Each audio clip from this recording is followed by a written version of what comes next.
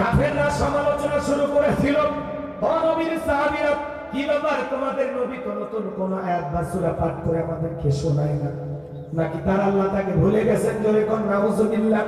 আবার কেউ কেউ বলতে লাগলেন, ও নবীর সাহাবীরা, তোমাদের নবী তো নতুন কোন আয়াত বা সূরা পাঠ করে আমাদেরকে শোনায় না, নাকি তার উপরে যে জিন ভর করেছিল সেই জিনটা বিদায় নিয়েছে? জোরে কোন নাউজুবিল্লাহ।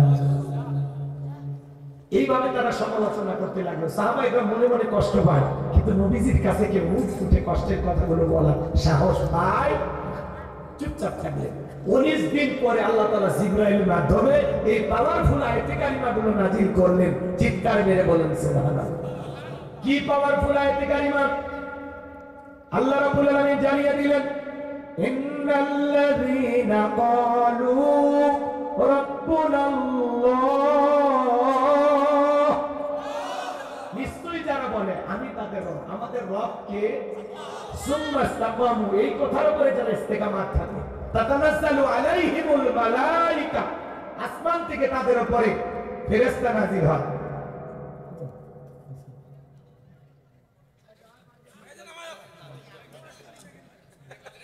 আপনি কি মুসলমান? অমুসলিম?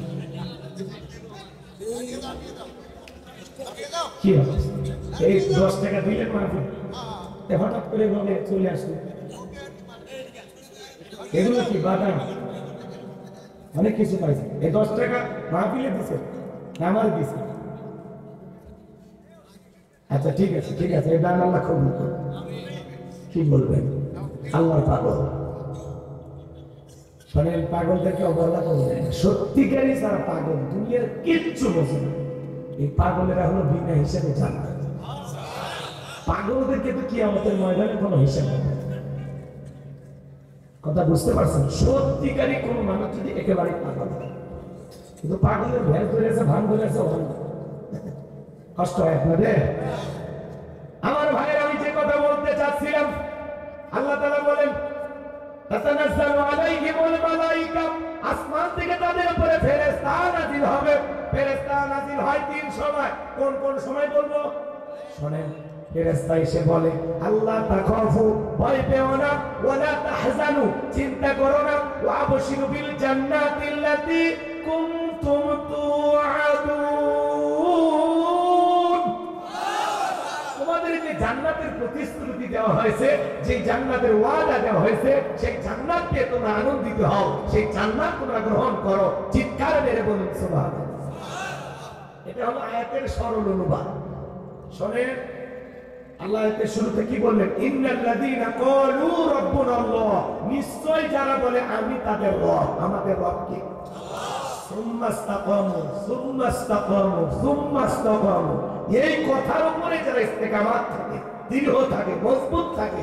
আপনাদের এলাকায় রাস্তা আছে? এই রাস্তার 2 ধারে গাছ আছে? যখন আইলে আসে নারগিস, হুদহুদ, সোয়ানি, ফনি, মিক্সাম, মাখা, দানা, যে বিভিন্ন ধরনের যখন ঘূর্ণিঝড় আসে, ঝড় তুফানে দেখবেন রাস্তার গাছগুলো ভেঙে রাস্তার উপরে পড়ে থাকে। কথা বলেন না? বলেন তো বাজার, কিছু কিছু গাছ দাঁড়িয়ে থাকে কিনা? এই ঝড় তুফান মোকাবেলা করে কিছু গাছ মজবুত ভাবে শিকড় নিয়ে দাঁড়িয়ে থাকে, আর ডালপালাও ভাঙে না। এর নাম হলো সুম্মা ইসতাকামু, ইস্তেকামাত থাকা, দৃঢ় থাকা, মজবুত থাকা। আপনি যখন বলবেন আল্লাহ আমার রব, এই কথার উপরে টিকে থাকতে হলে, এই কথার উপরে এই দুনিয়ার জমিনে বেঁচে থাকতে হলে, আপনার উপরে মামলা আসবে, হামলা আসবে, নির্যাতন আসবে, জুলুম আসবে, জেল জুলুম সহ্য করতে হবে। আপনাকে দেশ ছাড়া করবে, ঘর ছাড়া করবে, বাড়ি ছাড়া করবে। বিবি সন্তান থাকার পরেও তাদের কাছে যাইতে পারবেন না, ভালোবাসা দিতে পারবেন না। হাজারো নির্যাতন জুলুম সহ্য করেও আপনাকে বলতে হবে আল্লাহ আমার রব। জান্নাত পাবে মাত্র সহজ, জান্নাত মামুর বাড়ি ডাল না, গেলে এক গাবু খাইতে দেন। জান্নাতে যেতে হলে আপনাকে পরীক্ষা দিয়ে জান্নাতে যাবে। একজন মুমিনকে বিনা পরীক্ষা আল্লাহ জান্নাত দেবেন না। আল্লাহ বলেছেন, মানুষেরা কি মনে করেছে ঈমান এনেছে কথা বললেই ছেড়ে দেওয়া হবে, তাদের পরীক্ষা করা হবে না। সূরা আনকাবুতের ভিতরে আছে না নাই? আল্লাহ বলেন অবশ্যই আমি পরীক্ষা করব, পরীক্ষা করে দেখব ঈমানের দাবিতে কারা সত্যবাদী আর কারা হলো মিথ্যাবাদী। কথা বলেন ঠিক কিনা? আপনি যদি নিজেকে মুমিন দাবি করেন, আপনার জীবনে আপনাকে পরীক্ষা দিয়ে উত্তীর্ণ হয়েই জান্নাতে যেতে হবে। এবার শুনেন, সুন্নাহতাকম ইস্তেকামাত থাকতে হবে, দৃঢ় থাকতে হবে, মজবুত থাকতে হবে। ঈমান আনার কারণে ঘর ছাড়া, বাড়ি ছাড়া করতে পারে, দেশ ছাড়া, এলাকা ছাড়া করতে পারে। আমাদের যে দুর্বল ঈমান, যদি শুনে দাঁড়িয়েলা থেকে ধরতেছে, সেলুনে যেন তাই আপাতত কেটে দিই কথা হয়। যদি দেখে ওই মিছিলের মধ্যে টুপিওয়ালা দেখে ধরতেছে, বাড়িতে সে টুপি খুলে ফিক মারে, এই ঈমান দিয়ে জান্নাত পাওয়া যাবে না। নির্যাতন জুলুম করেছে, আজকে আর আছে, পালিয়ে গেছে। কিন্তু যাদের উপরে জুলুম করেছিল, হাত পা ভাঙা অবস্থায় এখনো দেশে পড়ে আছে। 32টা 50টা মামলা, হ্যাঁ, ইসলামী আন্দোলন করার কারণে মসজিদ মাদ্রাসায় চাকরি করা হুজুরটা পর্যন্ত মামলার আসামি। কথা কয় না গো? আপনারা কি রাগ করেছেন ভাই? আমি করবো আজ, আপনারা দিবেন আওয়াজ, জবাব দিবেন ঠিক ঠিক, আলোচনা হবে কমপ্লিট। শ্রোতাদের স্পিরিটে মানে বক্তার হিট, আলোচনা হবে জায়গা মতো হিট। আওয়াজ না দিলে বাদ জমবে। আর দিনাজপুরের মানুষ একটু কম কথা বলে, কেন বলে আমি জানি না, শক্তির কারণেই বা অন্য কি কারণে। আমি বাংলাদেশের অনেক জেলা আল্লাহ নেই, কিন্তু এই সবচাইতে কম কথা বলা লোক পাইনি দিনাজপুর। অন্য জেলায় আপনি 50 জন শ্রোতার আওয়াজ দেখলে মাথা গরম হয়, এত স্পিড। কি হয়েছে আপনাদের শরীরে এতই দুর্বল? তাহলে চলেন দোয়া করে বাড়ি যাই, একটু আওয়াজ দেবেন, পারবেন তো ইনশাল্লাহ। আগে বলতাম কিছু আছে প্যান্ডেলে, কিছু আছে অ্যাঙ্গেলে, এখন আর অ্যাঙ্গেলে না, যা বলবো ডাইরেক্ট। অ্যাঙ্গেলে বলা দিন, সে ডাইরেক্ট বলার বাংলাদেশ, কথা বলে ঠিক না? আর এইদিকে আসেন, আমার আল্লাহ তাআলা বলেন, ইন্নাল্লাযীনা ক্বালু রাব্বুনা আল্লাহ, নিশ্চয়ই যারা বলে আমি তাদের রব। ও দিনাজপুরের বাবাজিরা, ডান হাতটা আসমানের দিকে তুলে ধরে শাহাদাত আঙ্গুলি দ্বারা ইশারা করে চিৎকার করে বলেন তো আমাদের রবকে আল্লাহ। জোরে ডাক দেন আল্লাহ, একটু ভালোবেসে ডাক দেন আল্লাহ, সবাই ডাক দেন আল্লাহ। হাত নামান, এই যে আল্লাহ আল্লাহ বলে ডাক দিলাম, আমাদের আল্লাহ খুশি না বেজার? দুনিয়াতে যদি বাবাকে ডাক দেন বাবা বাবা বাবা, বাবা রাগান্বিত বলে বাবা বাবা করিস কেন, তো কি মরণের দিকে রয়েছে। যদি মাকে ডাক দেন মা মা, ও মা মা, মা রাগান্বিত বলে বিয়ে দিলে 2 বাচ্চার বাবা হয়, তুমি নিয়ে মেয়েছেন দিবে। এটা কি রসিকতা করার জন্য বললাম না? দুনিয়াতে মাকে অতিরিক্ত মা মা বলে ডাকলে অত মা শুনতে মায়েরও ভালো লাগে না, মাও বিরক্ত হয়। বাবাকে বাবা বলে ডাকলে অত অতিরিক্ত বাবা বাবা বলে বাবারও ভালো লাগে না, মেজাজ গরম হয়। কিন্তু এমন এক সৃষ্টিকর্তা, এমন এক আল্লাহ পেয়েছি, কোটি কোটি বার ডাক দিলেও বিরক্ত হন না, যে তিনি কে। তাহলে চিৎকার মেরে বলেন আল্লাহ, আমাদের রব আল্লাহ। জোরে বলেন কে? আপনাদের অনেকেরই বাড়িতে থাকে মিস্টার ডগ, চেনেন? চেনেন না? আহার শুকনো একটা হার খেয়ে মনিবের বাড়ি বাহানা দেয়। আল্লাহ তাআলা বলেন, ইন্নাল ইনসানা লিরাব্বিহি লাকানুদ। মানুষ বড় অকৃতজ্ঞ, মানুষ বড়ই অকৃতজ্ঞ। আল্লাহ বলতেছে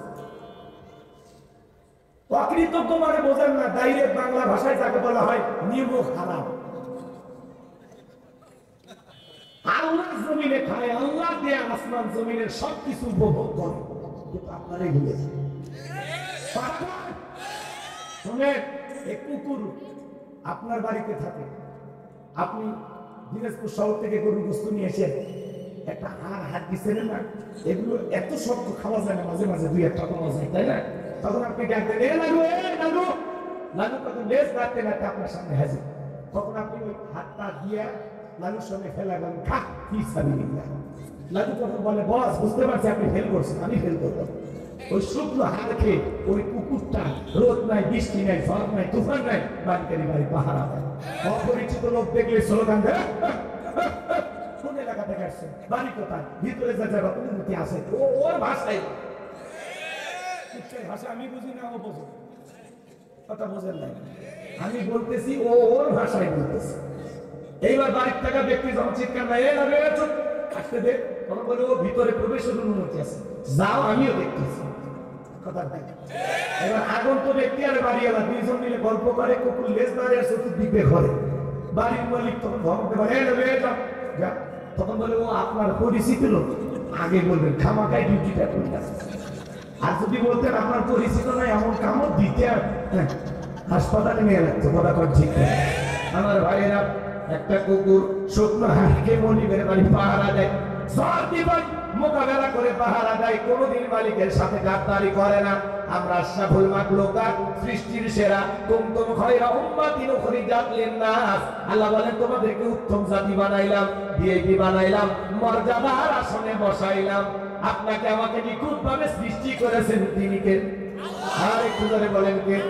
লাকাদ খালাকনাল ইনসানা ফি আহসানি তাকওয়িম।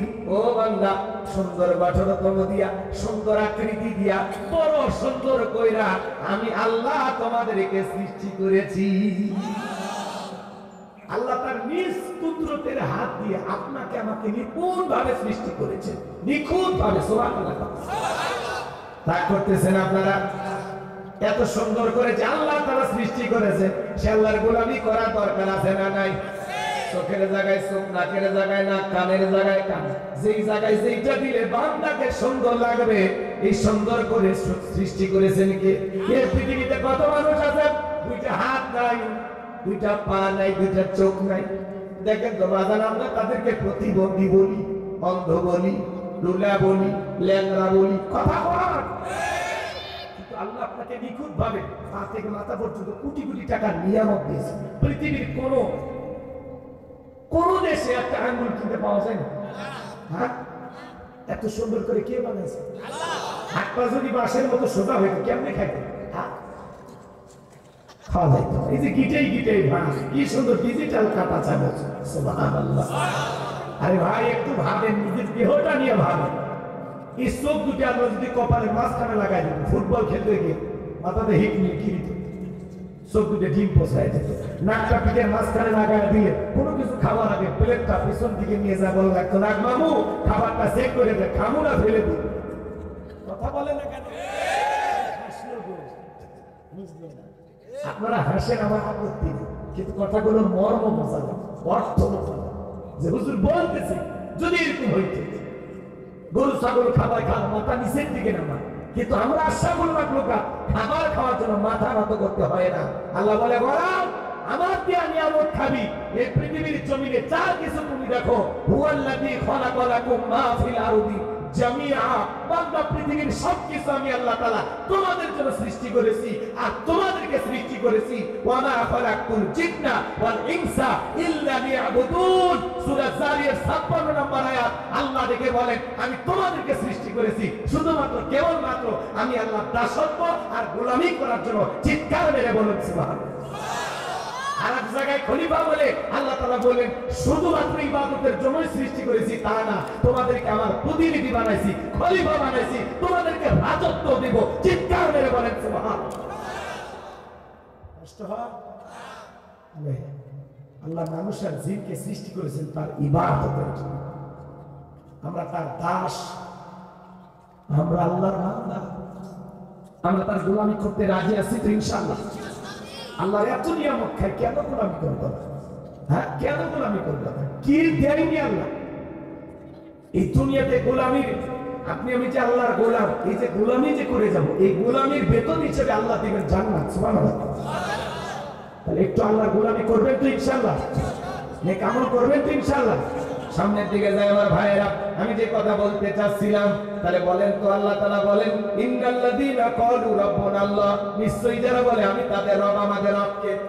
রূহের জগতে আল্লাহ রাব্বুল আলামিন আপনাকে আমাকে প্রশ্ন করলেন, আলাস্তু বিরাব্বিকুম, আমি কি তোমাদের রব নই? আমরা সেদিন সবাই জবাব দিয়ে বলেছিলাম, ক্বালু বালা, অবশ্যই আপনি আমাদের রব। এই পৃথিবীর জমিনে আসার পরে আল্লাহ রাব্বুল আলামিন সর্বপ্রথম যে আয়াত কারিমা নাযিল করলেন, ইকরা বিসমি রাব্বিকাল্লাযী খালাক, বলো তোমার রবের নামে যিনি তোমাদেরকে সৃষ্টি করেছেন। এই রবের জ্ঞান শিক্ষা দেওয়া হয় স্কুল, কলেজ নাকি মাদ্রাসায়? জোরে বলেন। মাদ্রাসায়। ছোট ছোট বাচ্চারা মাদ্রাসায় পড়ে, কি সুন্দর পয়সা পয়সা পেশাব করে, ঢেলেগুলো ব্যবহার করে, কথা বল ঠিক কিনা? আর কত ছেলে কলেজ স্কুলে পড়াশোনা করে, পালসার গাড়ি নিয়ে ঘোরাঘুরি করে, রাস্তার মধ্যে গাড়িটা ব্রেক করে সেন্টার টান দিয়া কুকুরের মতো দাঁড়িয়ে থেকে পেশাব করে, বসেও না। এরকম মুসলমান আছে না? না, পেশাব করে টিস্যু নেয় না, পানিও নাই, নাস্তে করে সেন্টার লাগায় দেয়, টক টক করে পুরো পুরো প্যান্টটা মেঘে যায়। কিছুক্ষণ পরে করে সুগন্ধি বের হয়। তোরা কোন নাকি আপনারা আপনার লজ্জা হয় না? আপনার নাম মুসলমান, আপনি না আল্লাহর গোলাম, 30-40-50 বছর বয়স কেমনে পেশাব করে উঠে আসলেন? আপনার কি শরম করে না? কবরের ভিতরে সবচাইতে বেশি শাস্তি দেওয়া হবে শুধুমাত্র পেশাব থেকে পবিত্রতা অর্জন না করার কারণে। অনেক মানুষ এই কারণে খালি কবরে আল্লাহ আযাব। কেন? পেশাব থেকে সে পবিত্র হয়। কুত্তা পেশাব করে পানি নেয় না, দুপা আশরাফুল মাখলুকাত মানুষ ওইও পানি নেয়। তাহলে কুকুরের স্বভাব মানুষের ভিতরে ঢোকেনি? শুনে খুব খারাপ লাগে। আল্লাহ হেদায়েত দান করুন। জোরে বলুন আমিন। ছোট বাচ্চা মাদ্রাসায় পড়ে কি সুন্দর, বসে পেশাব করে, দাঁড়ায় পেশাব করে না, দাঁড়ায় পেশাব করা হারাম। ছোট বাচ্চা বাড়িতে যায়, মা বাবারে সালাম দেয়, রাস্তাঘাটে মুরব্বি দিকে সালাম দেয়। সন্তানকে যদি মানুষের মতো মানুষ বানাতে চায়, মাদ্রাসায় পড়ানো ছাড়া বিকল্প কোনো রাস্তা খোলা নাই। কথা বলেন ঠিক কি না? তাহলে সন্তানদেরকে দিন শিখাবেন তো ইনশাআল্লাহ, কোরআন সুন্নাহর জ্ঞান শিক্ষা দেবেন তো ইনশাআল্লাহ। আল্লাহ কবুল করুন। জোরে বলুন আমিন। একটি পেশাব করে আল্লাহকে জিজ্ঞাসা করা হলে ছেলে কোন ক্লাসে পড়ো? ক্লাস 3-তে। কোথায়? প্রাইমারিতে। তো তোমাদের প্রাইমারি শিক্ষক কি পেশাব করা আদব কায়দা শিখায় না? তখন বলতে হ্যাঁ হুজুর, প্রাইমারি পেশাবখানা যা দেখি সারি টাইটারে থেকে পেশাব করে। তার মানে যেমন দেখতেছে তেমন শিখতেছে। আর মাদ্রাসায় যা দেখে আহারি হুজুরের আদব কায়দা দেখে ছেলেটা পরিবর্তন হয়ে যায়। কত কলেজ বিশ্ববিদ্যালয়ে মারামারি করে, শিক্ষককে পিটাইয়া কাপড় খুলে যায়, শিক্ষককে রুমের ভিতরে বন্দি করে রাখে। আর মাদ্রাসার দিকে তাকায় দেখে শিক্ষককে মারা তো দূরের কথা, শিক্ষকের পায়ে হুজুর পানি ঢেলে দেয়। সন্তানকে আদর্শ মানুষ বানাতে চাইবে, মাদ্রাসায় পড়ানো ছাড়া বিকল্প কোনো রাস্তা খোলা নাই। মাদ্রাসায় আপনি কিছুদিন পড়েন, এরপরে ডাক্তার ইঞ্জিনিয়ার যা খুশি বানান। আর বলতো ইনশাআল্লাহ ডান চোখের দরকার আছে, বাম চোখের দরকার আছে, আখিরাতমুখী শিক্ষারও দরকার আছে, দুনিয়াবী শিক্ষারও দরকার আছে। দুনিয়ায় চলতে হবে, কষ্ট হয় নাকি গো? বিরক্ত হয়েছেন মনে হয়? সামনের দিকে যাই ভাইরা আমার। আল্লাহ রাব্বুল আলামিন জানিয়ে দিলেন কি করা বিসমি রাব্বিকাল্লাযী খালাক, পর তোমার রবের নামে যিনি তোমাকে সৃষ্টি করেছেন। পবিত্র কোরআনুল কারীমের 1 নম্বর সূরা সূরাতুল ফাতিহার 1 নম্বর আয়াত। জবান ছেড়ে সবাই বলুন আলহামদুলিল্লাহি রাব্বিল আলামিন। এই যে বল বেজে চাচা, ও চাচা 12:30 বাজছে।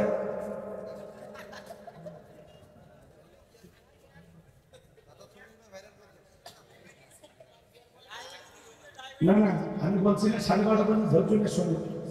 আমি জানি আপনারা ঘটনা কাহিনী শুনবেন, সামনে যাই বলবেন। সব জায়গায় লোক তাফসীর বুঝবে না, একটু অপেক্ষা করেন, আমি ঘটনা বলবো। আমি নিয়োগ করছি, আমি ওটা বাসা থেকে বুঝছি, ওটা মাথার ভিতরে চলে আসছে। কষ্ট হয় আপনাদের? 1-1.5 ঘন্টা যদি বক্তার সামনে বসে না থাকতে পারেন, ওই মাহফিলে এসে লাভ কি? লাভ আছে? কি নিলেন, কি শিখলেন? কিছু তো বলি, কেবল তো শুরু করছি। দয়া করে উঠে আমার মনে কষ্ট দিবেন। সাজানো কথাগুলো আমরা ভুলে যাই যদি শ্রোতাগণের সাথে আমাদের বিরক্ত লাগে। এই জন্য কষ্ট দিবেন। কি দরকার আপনার আসা, কি প্রয়োজন ছিল? আর আসলেনি তাহলে আমার সাথে, আমি তো ছাড়ি না, আমি তো যাই না, তাহলে আপনি কেন যাচ্ছেন? আপনার বাড়ি বেশি দূরে না আমার বাড়ি বেশি দূরে? 2-3-5 কিলো দূরে বউ রেখে আপনার যদি বইয়ের কথা মনে হয়, আমার বউ 150 কিলো দূরে আছে, আমার মনের অবস্থা কি? আমার তো আরো আগে যাওয়া উচিত। ধরেন তো এ ভাই, কারা কারা যাবেন একটু জানতে যান। হ্যাঁ, এখন ছুটি যান, বিড়ি ছেলে বিরতি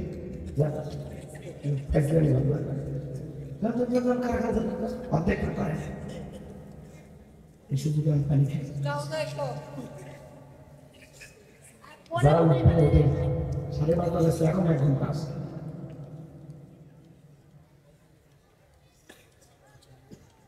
দৌড়ান দৌড়ান, ওই যে গেল 1 2 3 4 5 6 মাথা নিচু করছে, উঁচু করে ভয় পেয়ে না, যান যান যান। না দেখি এগুলো নিচে হাত করছে, মাথা দিচ্ছে। যান যান, 13 14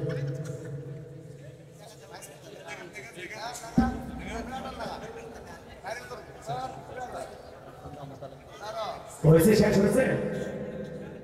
আবার এবং তাড়াতাড়ি দৌড়ে নেন, দৌড়ান। হ্যাঁ, এবার চলো যাক। যাদের ব্যস্ততা আছে, অনেকে বউ থেকে ভয় করে, 12টার পরে গেলে দরজা খুলবি না, যে শীত পড়ছে বাইরে থাকলেও তবে থাকে না, সবাই হাতে ওই বাড়ি যায়। ওই অসহায় পুরুষের না থাকাই ভালো। আমার ভাইরা, আমি যে কথা বলতে চাচ্ছিলাম, তাহলে সূরা ফাতিহার 1 নম্বর আয়াত জবান ছেড়ে সবাই বলুন আলহামদুলিল্লাহি রাব্বিল আলামিন। সমস্ত প্রশংসা, যাবতীয় প্রশংসার একমাত্র মালিক তিনি, সৃষ্টিকুলের রব, আমাদের প্রতিপালক, আমাদের আল্লাহ যিনি। এই আয়াতের ভিতরে রব শব্দ আছে না নাই? ইন্নাল্লাযীনা ক্বালু রাব্বুনা আল্লাহ, খালি একটু মিল করেন। নিশ্চয়ই যারা মানে আমি তাদের রব, আমাদের রবকে। সূরা ফাতিহার 1 নম্বর আয়াতে রব শব্দ আছে না নাই? আপনি আমি যখন রুকুতে চলে যাই কি তাসবিহ পাঠ করি? সুবহান রাব্বিয়াল আযীম, সুবহান রাব্বিয়াল আযীম। রব শব্দ আছে না নাই? রুকুতে দাঁড়ানোর সময় কি বলি? সামিআল্লাহু লিমান হামিদা, রব্বানা লাকাল হামদ। রব শব্দ আছে না নাই? এরপরে মাথাটা নত করে যখন সিজদায় চলে যায় কি বলি? সুবহান রাব্বিয়াল আ'লা, সুবহান রাব্বিয়াল আ'লা। রব শব্দ আছে না নাই? অনেকে এখানে ফিসফিস করে, সবিনের তেল পায় না, সুবহানাল্লাহ ভাই কিছু বলতে চাই না, আছে না নাই ভাই? স্পষ্ট করে বলতে হবে সুবহান রাব্বিয়াল আ'লা, সুবহান।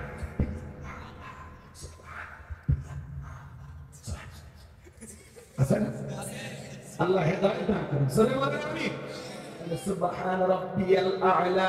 আমরা যখন সিজদা থেকে মাথা উঠাইলাম, সালাম ফিরানোর পরে আমরা যখন হাত তুলে দোয়া করি কি বলি? রব্বানা আতিনা ফিদ দুনিয়া হাসানাতাও ওয়া ফিল আখিরাতি হাসানাতাও ওয়া কিনা আযাবান নার।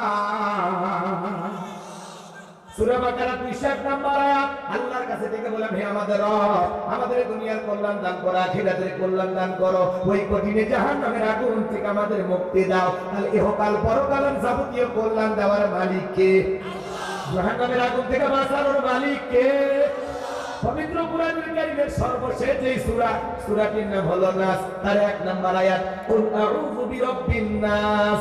এই আয়াতের ভিতরে রব শব্দ আছে না নাই? পরতে পরতে সব জায়গায় রব। আপনি আমি যেদিন মারা যাব, মসজিদের মাইকে যেদিন এলান জারি হবে, এই গ্রামের অমুক ব্যক্তি বেঁচে নাই, ইন্না লিল্লাহি ওয়া ইন্না ইলাইহি রাজিউন। আপনার আমার মৃত্যুর সংবাদ শোনার পরে বিবি কেঁদে বলবে স্বামী নাই, ছেলে কেঁদে বলবে বাবা নাই, মেয়েটা কেঁদে বলবে বাবা নাই, মা বাবা বেঁচে থাকলে ওরা বলবে কলিজার ধনটা হারাইলাম। আর প্রতিবেশী বন্ধু বান্ধব সবাই আপনাকে আমাকে শেষ বিদায় দেওয়ার জন্য বাড়িতে হাজির হয়ে যাবে বাজান। কেউ বাজারে যাবে বাঁশ কাটার জন্য, কেউ বড়ই পাতার পাতা ছিঁড়ে গরম পানি প্রস্তুত করবে, কেউ আপনার আমার শেষ বিদায়ের গোসল দেওয়ার জন্য একটা চৌকি রেডি করবে, মশারি টাঙাবে, টাইলস দিয়ে বাথরুম সাজাইছেন বাজার, 5-10 লাখ টাকা দিয়া কি সুন্দর টয়লেটটা বানাইছেন। আপনার জীবনের শেষ গোসল ওই চাইনা দিয়া, চাইনা টাইলস দিয়ে বানানো ওই আপনার দামি টয়লেটের ভিতরে হবে না। আপনি যখন রাত 2টার দিকে মারা যাবেন, 1টার দিকে মারা যাবেন, যেই বিবি এত ভালোবাসার কথা বললো, বুকের ভিতরে আগলায় রাখলো, মাঝে মাঝে কত ভালোবাসার কথা শোনাইতো, রাত 2টার দিকে নাকি হাতটা দিয়া যদি বউটাকে, স্বামী আমার বেঁচে নাই, কোনো বিবি বলবে না আমার স্বামী মারা গেছে, আমি কারো কাছে বলবো না, সকালবেলা আমি বলবো অন্তত 2-3 ঘন্টা আমার মৃত স্বামীটাকে বুকে নিয়ে জড়াইয়া থাকি, দুনিয়ার কোনো মানুষ বলবে না। যখন দেখবে আপনি আমি লাশ, চিৎকার মেরে ডেকে বলবে কে কোথায় আছো, আমার স্বামী মারা গেছে, সবাই ঘর থেকে বের করবে, দেখে রঙিন পোশাক হইলা, এ বাজান গো আমার বড়ই পাতার গরম পানি দিয়া গোসল করায়া আতর সুরমা লাগায়া জনমের মতো সাজায়া দেবে, চকলেটের মতো মরাইয়া মসজিদের খাটিয়াতে তৈরা চারজন বরযাত্রী ধইরা একে একে অন্ধকার কবর নিয়ে যাবে। তিনজন মানুষ কবরে নামবে লাশটা রাখার জন্য। আপনার আমার লাশটা রাখতে যাবে, যখন মনে হবে এরা বুঝি আমার সাথী হবে, না না, একে একে সবাই কবর থেকে উঠে আসবে। কবরের ওপর বাঁশের বিছানা বিছায়া দেবে, বাঁশের ছিদ্রগুলো দিয়া একটু আলো কবরে প্রবেশ করে। উপরে যখন মন কেমন মাটি চাপা দেবে বাদাল, কবরটা হয়ে যাবে অন্ধকার। সবাই কবরে লাশটা রেখে যখন চলে আসবে, ওদের পায়ের আওয়াজ কবরে থাকা ব্যক্তি শুনতে পাবে।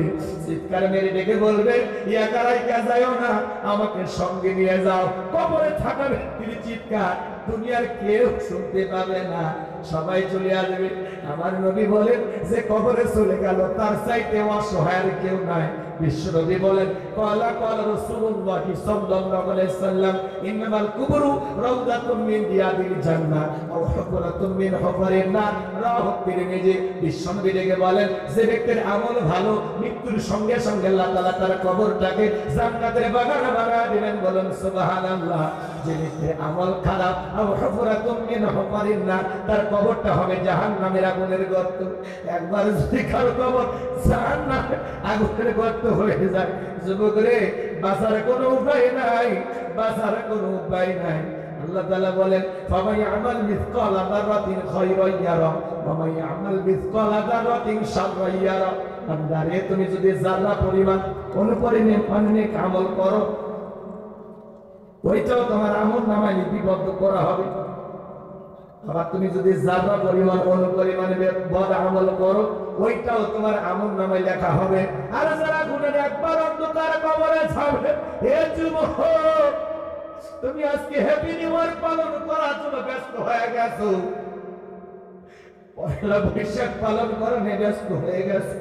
2 দিন পরে হ্যাপি নিউ ইয়ার আসবে, রাস্তায় রাস্তায় লিখে রাখছো হ্যাপি নিউ ইয়ার, আছে না নাই? 31st নাইট পালন করার জন্য তুমি পাগল হয়ে গেছো। বান্ধবীকে দাওয়াত দিয়ে রাখছো 31st নাইট পালন করবা। যুবক রে, 31st নাইট পালন করার জন্য তুমি পাগল হয়ে গেছো, কিন্তু কবরের পহেলা রাতটা কেমন কাটবে, কবরের ফার্স্ট নাইটটা কেমন কাটবে, কবরে একা একা কেমনে থাকবে রে যুবক, সেই টেনশন তোমার মাথায় নেই। কবরের প্রথম রাতটা কেমন হতে পারে? যারা গুনে কবরে যাবে, ওই কবরের ডানের মাটি বামে চলে যাবে, বামের মাটি ডানে চলে যাবে, এমন জোরে সাপ দেবে বাজার, এক পাথরের হার অন্য পাথরে ঢুকে যাবে। কবরে থাকে অন্ধ ফেরেশতা, চোখে থাকে না, কানে শোনে না, হাতুড়ি দিয়ে আঘাত করবে, দেহটা চূর্ণ বিচূর্ণ হয়ে যাবে। কবরে থাকা বিষাক্ত সাপ একবারে যদি সবল মারে, দেহটা 70 হাত নিচে চলে যাবে, নিচের যন্ত্রণায় দেহটা নীলবর্ণ হয়ে যাবে। ওই কবর বড় কঠিন জায়গা। যুবক রে, কবরের প্রথম রাতটা কিভাবে কাটবে? একা একা কবরে কেমনে থাকবা? কবর তো জায়গা ভালো না। আজকে তুমি হ্যাপি নিউ ইয়ার পালন করার জন্য পাগল হয়ে গেছো, 31st নাইট পালন করার জন্য পাগল হয়ে গেছো, বক্স ভাড়া করছো, তুমি আনন্দ করবা, পিকনিক করবা, 31st নাইট পালন করবা, রং তামাশা করবা। হে যুবক, আজকে বক্স দিয়া দুনিয়ার মাটি কাঁপাচ্ছ, দুনিয়ার রঙ্গলি গাইতে আসো। মনে রাখবা, আজকে তুমি গানের আওয়াজে, ধুম ধিক আওয়াজে, বিরিং বিরিং আওয়াজে দুনিয়ার মাটি কাঁপাইতেছো। একদিন ওই মাটির ভিতরে যাইতে হবে, সেই দিন কবরে পাইয়া এই মাটিও তোমারে কিন্তু কাঁপাবে। আজকে গান বাজনার আওয়াজে মাটি কাঁপাইতেছো, এই কবরের মাটির নিচে যেদিন যাইবা, ওই কবরের মাটি সেদিন তোরে কাঁপাবে। কথা বলেন না কেন? 31st নাইট বান্ধবীকে দাওয়াত দাও, রাত 12টা 1 মিনিটে মোমবাতি জ্বালিয়ে নতুন বছর শুরু করবা, রং তামাশায় মেতে আছে।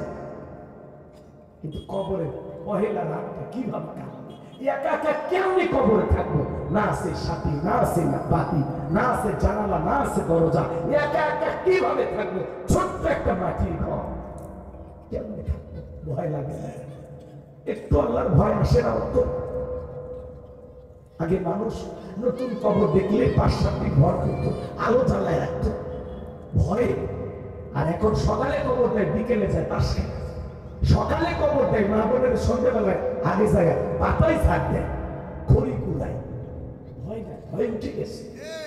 কবরস্থান ওই পাশ দিয়ে হেঁটে যায় গান শুনতে শুনতে। কি সাহস, কি সাহস! কবরস্থান তার পাশ দিয়ে গান শুনতে শুনতে চলে যায়। একবার মনে হয় না তোমার মতো মানুষ এলাকায় বসবাস করতে আজকে কবরে শুনেছি, কালকে তোমাকেও যাইতে হবে। তুমি কবরস্থানের পাশ দিয়ে হেঁটে যাচ্ছ গান শুনতে শুনতে। হে যুবক, তোমার অন্তরে আল্লাহ ভয় নাই? তুমি একটু পাগল হয়ে গেছো দুনিয়া। পালন করবা, গান বাজাবা, পিকনিক করবা, উৎসব করবা, বান্ধবীকে নিয়ে রঙ্গলীলা করবা, ভয় নাই তোমার? কবরের ফার্স্ট মিনিটটা কেমন একটু চিন্তা করার দরকার আছে না? চোখ দিয়ে বন্ধ করেন তো, আপনি মারা গেছেন, কবরে আপনাকে রাখছে, কি হতে পারে একটু ভাবেন। আমার ভাইয়েরা, আমি যে কথা বলতে চাচ্ছিলাম, কবরে কিন্তু জায়গা ভালো না, কথা বলেন ঠিক কিনা?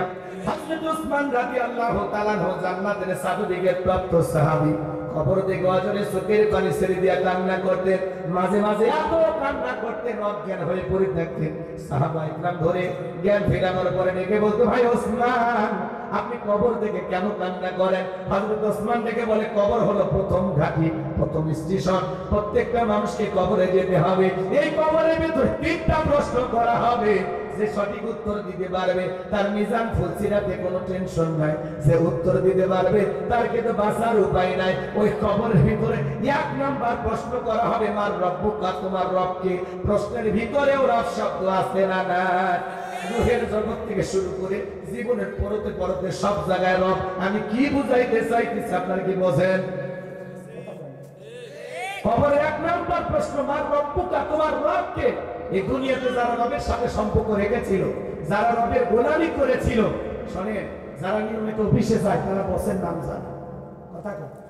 যারা নিয়মিত মসজিদে যায়, মালিকের সাথে যাদের সম্পর্কটা ভালো ছিল, এই দুনিয়ার জমিনে যারা মুমিন মুত্তাকি ছিল, খাঁটি মুসলমান ছিল, খাঁটি আল্লাহওয়ালা ছিল, নেক আমল দিয়ে জীবনটা সাজাইছিল, ওই নেককার মুমিন মুত্তাকি খাঁটি মুসলমানকে যখন প্রশ্ন করা হবে, মা রব্বুকা, আল্লাহর সেই নেককার বান্দা জবাব দিয়ে বলবে, রব্বি আল্লাহ, রব্বি আল্লাহ, আমার রব আমার আল্লাহ। আল্লাহু আকবার। রব্বি আল্লাহ, আমার রব আমার আল্লাহ। সুবহানাল্লাহ। আল্লাহ যেন আমাদের জবানটা এটাই বের করে দেন, জোরে বলেন আমিন। আল্লাহ যেন আমাদের কবরের স্থলটা সহজ করে দেন, জোরে বলেন আমিন। কিন্তু যারা গুনাহগার, নাফরমান, বেঈমান, আল্লাহর অবাধ্য গোলাম, যারা রং তামাশায় দুনিয়া নিতেছিল, যারা বলেছিল খাও দাও ফুর্তি করো, দুনিয়াটা মস্ত বড়, এই দুনিয়ার রং তামাশায় নিতেছিল, এই দুনিয়ার রঙিন চশমা পরে পাপের সাগরে হাবুডুবু খেয়েছিল, ওই অপরাধী নাফরমান আল্লাহর অবাধ্য গোলামেরা যখন কবরে যাবে, ওই গুনাহী অন্ধকার কবরে যাবে যারা, কবরের সওয়ালের উত্তর দিতে পারবে না তারা, তাদেরকে যখন প্রশ্ন করা হবে মার রব্বুকা, তারা ফেল ফেল করে তাকিয়ে থাকবে।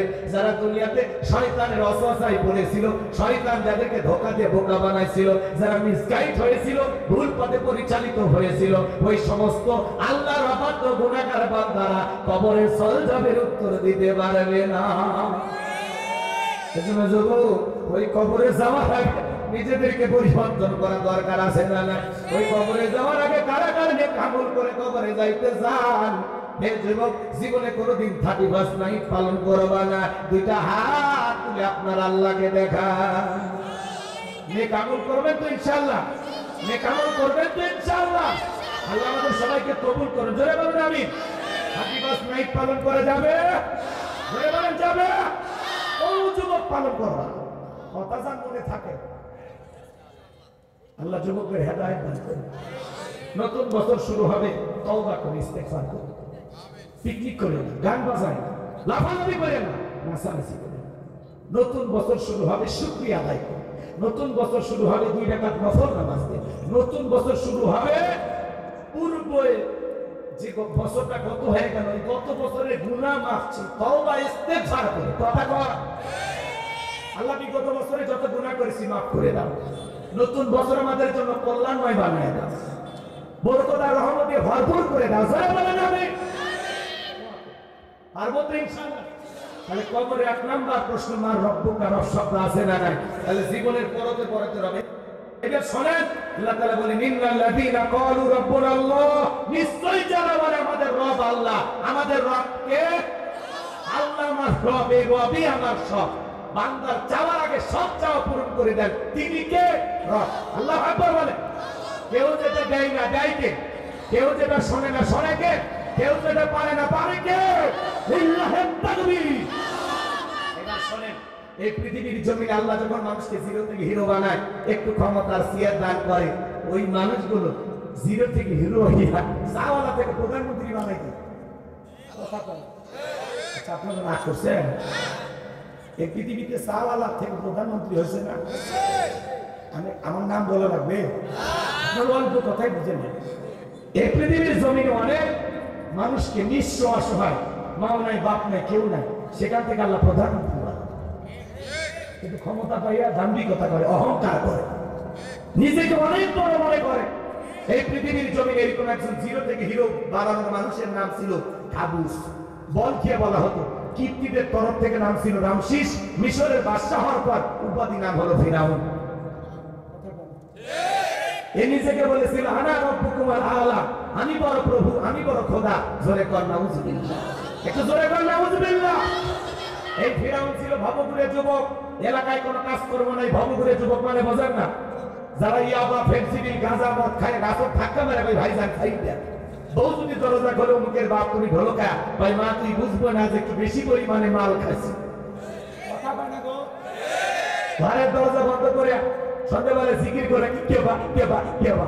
মা বাবা চিন্তা করে বাবা যে কিসের ট্যাবলেট, জ্বর সর্দি ভালো না করে কিচ্ছু বোঝার দরকার নাই, টেকা দেয় নইলে তো মাথা ভাঙাবে। নিশা করে আসে। ওই যে সেদিন এক মুফিস বরিশালে দেখলেন না, হচ্ছে নিশা করে বইয়ের বুকে ছুরি চালাচ্ছে। হচ্ছে আমি তো বুঝি না, আমি বলছি ভাত বেড়াতে দেয়নি, নিশা করে ছুরি মেরে দিছি, পরে দেখি মরে গেছে। আমি তো বুঝি। হ্যাঁ, নেশা করতে যখন নেশা করে মাথা কাজ করে, বলা মানুষ জব করে ফেলে দিলে কিছু নেই, মায়ের কোন কথা বল। আপনাদের মধ্যে কেউ নেশা করছে করেন, যদি একটা চাকরি দিয়ে একটা আমার লোকটা কাটেন না হুজুর, তুমি রক্ত দেখলে অজ্ঞান আমাদের হল। কিন্তু 2-3 বোতল মদ যদি খেলেন হয়, তাহলে যাবো না, টুকরে টুকরে করে ভাগা দিয়ে বসে থাকবেন। নেশা করলে মানুষ আর মানুষ থাকে না, পশুর চাইতে নিকৃষ্ট হয়। ও নেশা করে কি যে করবে, নিজের বোন কোটা বউ কোটা মা কোটা কিচ্ছু বোঝে না। কথা কম ভেজাল আছে। যারা নিশা দ্রব্য পান করে গিয়ে আবার ফেন্সিডিল গাঁজা মদ খাও, চেহারা তো দেখলে শাহরুখ খানের মতো নাকি শাকিব খানের মতো, চেহারা দেখলে পোকা পোকা। আর চেহারা দেখে বোঝা যায় মাল খো।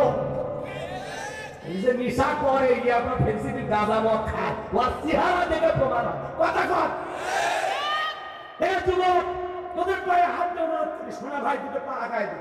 আয় আয় আমি ধরতেছি। এই আবার ফেন্সিডিল গাঁজা মদ এগুলো না খেয়ে, বিড়ি সিগারেট এগুলো না খেয়ে, ওই টাকাটা যদি জমায়া বউকে মাসে একটা করে 3 পিস কিনে দিতে পারো, কিন্তু না পাও, অন্তত জীবনে 12টা মাসে 12টা মাসও রাত পাইবা। বুঝলেন না? সব বুঝে লাগবে। আপনার বউকে যদি প্রত্যেক মাসে একটা 3 পিস দেন, আপনার বউ খুশি হবে না? আর যেদিন খুশি হবে ভালোবাসবে কম না বেশি? এই আর কি বুঝলেন? ক্লিয়ার হয়েছেন তো নাকি? আল্লাহ বোঝার তৌফিক দান করো, জোরে বলো না। ওই জায়গাটা জমাইয়া নিজের ছেলে মেয়ে আছে কাপড় কিনে দিই, বউ বাচ্চার গায়ে শীতের কাপড় নাই, আর ওই ইয়া বা ফেন্সিডিল গাঁজা মদ খায়, হিরোইন কিনে খায়। কথা কম, আমার কথা বিরক্ত হয়েছে ভাই? যুবক যারা আছে কোনোদিন ইয়া বা ফেন্সিডিল গাঁজা মদ বিড়ি সিগারেট কোনো কিছু স্পর্শ করবা না। মাদককে না বলুন, যে মুখে মা ওই মুখে মাদক তুলবো না। নিশাদ্রব্য পান করা জায়েজ না হারাম। যারা দুনিয়ার জমিনে শরাব পান করে এরা জান্নাতে প্রবেশ করবে না। কোন কোন যুবক আছে জীবনে কোনোদিন নিশাদ্রব্য পান করবে না? হাত তুলে দেখান। এইবার মাহফিল থেকে যুবকেরা ভালো হবে ইনশাআল্লাহ। এই হাত তোলার মধ্যে থাকবা। বিড়ি সিগারেট প্যাকেট কার কার কাছে আছে নিয়ে আসো আমার কাছে, আজকে জমা দাও। তুমি যদি জমা দিতে পারো তাহলে আমি বিশ্বাস করবো তুমি ভালো হয়ে যাবে। কোন যুবকের কাছে আছে প্যাকেট নিয়ে আসো, আসো। যদি এই মাহফিলে আমার কাছে প্রকাশ্যে তুমি জমা দিতে পারো যে হুজুর এই যে আমার পকেটে সিগারেট নেন, কথা দিলাম জীবনে আর কোনদিন আমি সিগারেট খাবো না, আমি কথা দিলাম। না হলে প্যাকেটটা উঠে ফেলে দেন, ছোট বাচ্চা করে নিয়ে এসে ফেলে দেন, সরম যদি লাগে ফেলে দেন, দেন ফেলে দেন। আমি এমনও জীবনে দেখছি নামাজের সিজদা চলে গেছে, পকেট থেকে সিগারেট তুলে।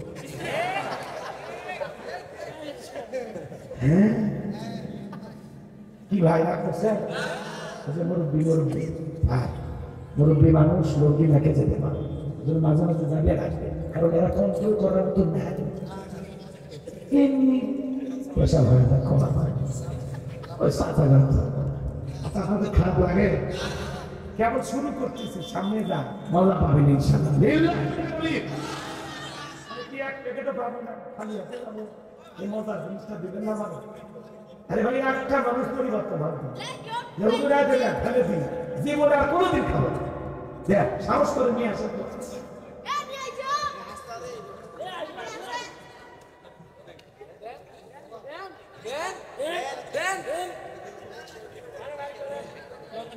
নাই তার মানে এলাকার মানুষ খায় না, কেউ খায় না, এর মধ্যে কারো কাছে নাই। আলহামদুলিল্লাহ, আমি খুশি হয়েছি। আল্লাহ যেন সত্যি আপনাদেরকে হেদায়েত দান করেন। জোরে বলুন আমিন। কষ্ট হয় নাকি আপনাদের? আমার ভাইয়েরা, এই কাবুস নামের ফিরাউন ছিল বাবুঘরে যুবক, এলাকায় কোনো কাজকর্ম পাইল না। বাল্যকালের বন্ধু হামানকে মিশরে চলে গেল। মিশরে যাওয়ার পরে সর্বপ্রথম হলো তরমুজের খেতার লেবা। লম্বা ঘটনা, লম্বা ঘটনা সংক্ষিপ্ত করে একটুখানি বলে দিয়ে যায়, সামনে নাড়া দিয়ে আপনারা মজা পাবেন, বুঝলেন নাকি? সর্বপ্রথম হলো তরমুজের খেতের লেবা, এরপরে মিশরের সরকারি কোন স্থানে দাঁড়ানো লাগবে, ইন্টারভিউ চলতেছে। ওই লাইনের মধ্যে ফিরাউন দাঁড়ায় গেছে। একে একে ইন্টারভিউ দিতে দিতে যখন ফিরাউনের পালা, একে বলে বাদশাহ, বুক ভরা আসলে ভিন দেশ থেকে আপনার দেশে এসেছি, যদি চাকরিটা দেন সারা জীবন আপনার প্রতি কৃতজ্ঞ থাকবো। বাড়িতে মা বাবা আছে, কোনোদিন আপনার কথা আমরা ভুলে যাবো না। এমন ভাবে কথাগুলো উপস্থাপন করে, বাদশার এই কথাগুলো শুনে মায়া লাগে। বাদশার এই কথাগুলো শুনে কি লাগে? মায়া লাগে। দেখে বলে ইন্টারভিউ বন্ধ করো। এই কাবুস নামের ফিরাউনকে কোন স্থানে দাঁড়ানোর চাকরিটা দেওয়া হলো। আমার ভাইয়েরা, আমি যে কথা বলতে চাই, এইবার কোন স্থানে দারোয়ানের চাকরি যখন পেয়েছে, মিশরের সরকারে কোন স্থানে দারোয়ান হওয়ার পরে চিন্তা করে বাদশা প্রতি মাসে বেতন দিবে, ঠিক আছে, কিন্তু এটা দিয়ে চলবে না, আমার সাইড ইনকাম করা দরকার। এইবার যারা কোন স্থানে লাশ দাফন করতে আসে, ওদেরকে ডেকে বলে শোনো, একটা করে দিরহাম আমাকে যদি দিতে পারো তাহলে লাশ দাফন করতে দেবো, না হলে লাশ দাফন করতে দেবো না। জনগণ টেনশনে পড়ে গেল, একটা দিরহামের জন্য বাদশার দরবারে বিচার নিয়ে যাব, লাশ পয়সা গুলো শেষ হয়ে যাবে, প্রত্যেক একটা টাকা যদি পায় এই ছেলেটাই পায়। এই কথা ভেবে জনগণ একটা করে দিরহাম ঘুষ দেওয়া শুরু করলো। 1 টাকা হলে ওইটাও কি ঘুষ? বাংলাদেশে কিন্তু কোনো ঘুষ নাই, আছে বাজার আছে। শোনো এই দেশটার গল্প করি, দেশটা মনে স্বপ্ন পরি, শুধু কর ঘুষ কর, মদ কর, জুয়া কর, হে তাই আছে ভরে ভরে, হে তাই আছে ভরে ভরে। এ দেশে অসৎ কামাই কেউ করে না, তবে ঘুষের টাকা পেলে কেউ তো ছাড়ে না। টেবিলের নিচ দিয়ে হাত বাড়িয়ে কালো টাকাটা নেই সারিয়ে, করছে ওরা বড় দেশের চুরি, করছে ওরা বড় দেশের চুরি। শোনো এ দেশটার গল্প করি, এই কথা ঠিক আছে না নাই? একটা ছেলে চাকরি করে 10 লাখ 15 লাখ 20 লাখ টাকা পর্যন্ত ঘুষ, উপরালা দেওয়া লাগে। উপরালা বলতে কি ফেরেশতা সে নিয়ে যা? এই দেশের চেয়ার টেবিল পর্যন্ত ঘুষ খায়। কথা বল। আমার এক দোস্ত রমজান মাস ঘুষের ঠিক আছে 4 লাখ টেবিলে রাখছি, ওই ঘুষ করে বিচার করে এই মাত্র আমি বোঝা রমজান মাস আসর নামাজ পড়ে আসলাম, আর তুমি ঘুষের টেবিলে রাখছো, প্রকাশ্যে আসো, দয়ের ফাঁক করে দেয়, এই জায়গায় রাখে দাও, চিৎকার করার পরে বলে দিই কি সুফি কথা কন ঠিক খেয়ে দেখা। এরকম আছে না নাই? আমার ভাইরা লম্বা করবো না। এইবার জনগণ একটা করে দিরহাম দেওয়া শুরু করলো। আল্লাহ তাআলা ওই সময় একটা মহামারী দিল, নাম হলো ডায়রিয়া, কলেরা। আমাদেরকে আল্লাহ বিশ্বকে একটা মহামারী দিয়েছিল, নাম হলো ধরো না শুয়ে না করোনা। বাবা করোনা রোগে মারা গেছে, বাবা করোনা রোগে আক্রান্ত হয়ে মারা গেছে। বাবার লাশটা দেখতেও যায় নাই, বাবার কবরে মাটিও দেয় নাই, কিন্তু বাবার সম্পত্তির ভাগ ছাড়েনি। এই স্বাস্থ্যকর লুবি বেঈমান সত্য।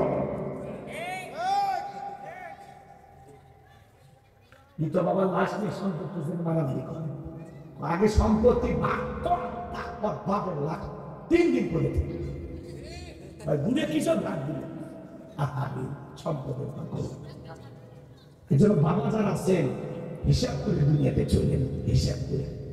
করোনা মহামারী বুঝে দিয়েছে দুনিয়াতে কেউ কারো আপন না। মায়ের করোনা হয়েছে, সন্তান জঙ্গলে ফেলায় আসছে। বন্ধুর করোনা হয়েছে, বন্ধু দেখতে যায় নাই। ভাইয়ের করোনা হয়েছে, ভাই কাছেও যায়নি। স্বামীর করোনা হয়েছে, স্ত্রীর কাছে যায় নাই। স্বামী আলাদা রুমে, বউ আলাদা রুমে। প্লেটের মধ্যে খাবার কিছু দিয়ে, ঔষধ বাদি দিয়া, লম্বা একটা বাঁশের লাঠি দিয়া, দরজা একটু হালকা ফাঁক করে দিয়া, ওই বাঁশের লাঠি দিয়া স্বামীর ঘরে খাবার ঢুকে দিয়েছে। 1 মাস পর স্বামী যখন সুস্থ হয়ে গেছে, বউ আসল দিয়ে মুখটা মশে আর বলে, জোসনার বাবা, তুমি তো জানো না আমি তোমারে কত ভালোবাসি। তাহাজ্জুদ পড়ে পড়ে দোয়া করতাম আর বলতাম আমার জোসনার বাপের যেন কিছু না হয়। আল্লাহরে বলছে, আল্লাহ আমার হায়াত নিয়ে হলেও আমার জোসনার বাপকে তুমি বাঁচায় রাখো। স্বামী গো, আল্লাহ তোমারে বাঁচায় দিছে, আমার পুলিশ এটা ভরে গেছে। স্বামী তখন মনে মনে মুস্কি হাসে আর বলে, বিবি রে, তুই যে আমারে কত ভালোবাসিস তার প্রমাণ আমি অনেক আগে পেয়ে গেছি। তোর এক নজর দেখার জন্য কত রাত আমি কেঁদেছি। এই বুঝি জানালার ফাঁক দিয়ে দেখা করবি, দুটা মিষ্টি হাসি কথা বলবি, এই বুঝি দরজা খুলে সামনে আসবি। কোনদিন আসলি না, মোবাইলে তোর ছবি ছিল দেখেছি আর কেঁদেছি। আর আজকে আমি সুস্থ হওয়ার পরে আমার জন্য এত দোয়া করেছিস, বলতেছিস আমারে যে তুই ভালোবাসিস তার প্রমাণ আমি পাইছি। আমি যখন অসুস্থ ছিলাম আমারে তুই পাঁচ দিয়া খাওয়াইছি। আর মানে করোনা মহামারী বুঝা দিয়েছে এই দুনিয়াতে কেউ কারো আপন না। আপনি মনে করেছেন আপনি মরে গেলে আপনার পরিবার অন্ধকার, কেউ বুঝি হান চলবে না, সব মনে না খায় মরে যাবে, দুর্নীতি ভুল ধারণা। আপনি মরে গেলেও সব আপন গতিতে চলবে, কারো জন্য দুনিয়াতে কোনো কিছু থেমে থাকে না। স্বার্থের দুনিয়া, কারো জন্য কোনো কিছু থেমে থাকে না। আপনি মরে যাবেন, আপনার জন্য কোনো কিছু থেমে থাকবে না। না ব্যবসা প্রতিষ্ঠান, না আপনার ঘর, না সংসার, না বিবি, না সন্তান, কেউ থেমে থাকবে না আপনার জন্য। দুনিয়ার কারো কোনো জিনিস অপূর্ণ থাকবে না। আপনি মারা গেলেও সব আপন গতিতেই চলবে। কথা কয়, আমরাই বেশি প্রাধান্য দিতে গিয়ে, বউ বাচ্চার দিকে তাকাইতে গিয়ে আমরাই দুনিয়াতে আল্লাহকে ভুলে গেছি, ওদেরকে বেশি প্রাধান্য দিতে গিয়ে। আসুন আল্লাহকে না ভুলে আল্লাহর কাছে যাই, আর এদেরকে একটু দূরে রাখি। এদের কাছ থেকে যত দূরে যাওয়া যায় আল্লাহ তত নিকটতম। কথা বল, এদেরকে বেশি প্রাধান্য দিতে গেলে আমরা আল্লাহকে ভুলে যাই। অতএব আমাদের আল্লাহ দরকার। কারে দরকার? কারে দরকার? পরকালকে টার্গেট করতে হবে, মালিককে টার্গেট করতে হবে। মালিককে টার্গেট করে দুনিয়াতে চললে দুনিয়া পাইপ তলা আল্লাহ আনিয়ে দেবে। কথা বল ঠিক না? তারপর তো ইনশাআল্লাহ আল্লাহ বোঝার তৌফিক দান করবে। আফসোস করবেন না, জীবনে টেনশন করবেন না, কোনো কিছু নিয়ে খুব বেশি ভাববেন না। তকদীর আল্লাহ যেটা রেখেছেন, ভাগ্যে আল্লাহ যেটা রেখেছেন, ওটা আল্লাহ বোঝার তৌফিক দান করবে। এটা যতক্ষণ আপনি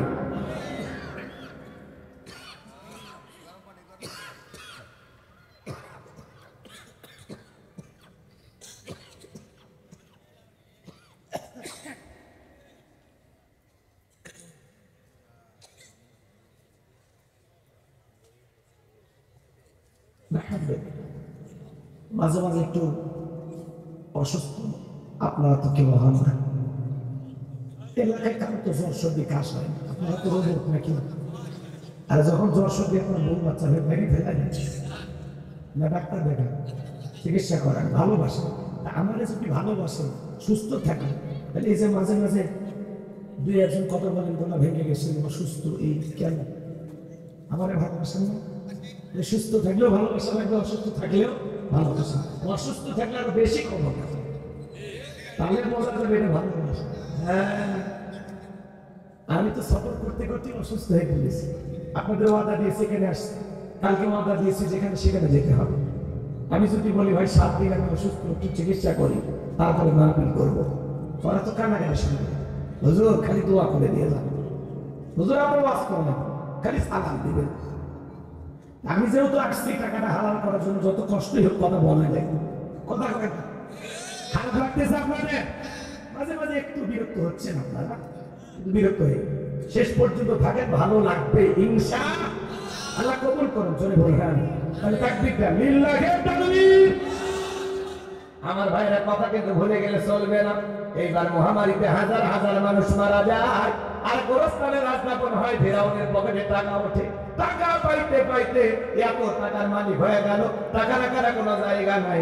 বাদশার দরবারে চলে আসছে। বাদশাহ এলাকায় যারা গরিব মানুষ খাজনা দিতে পারে না, দুঃখী মানুষ যারা খাইতে পারে না, আমি গোরস্থানে দারোয়ান তাদের খাজনা পরিশোধ করে দিব। বাদশা থেকে বলে, বাবা এ তো ভালো উদ্যোগ, তোমার মতো ছেলে ঘরে ঘরে জন্ম নেওয়া দরকার। এইবার সবাই রাজি হয়ে গেল। ঠিক আছে, যাও তুমি টাকা নিয়ে আসো।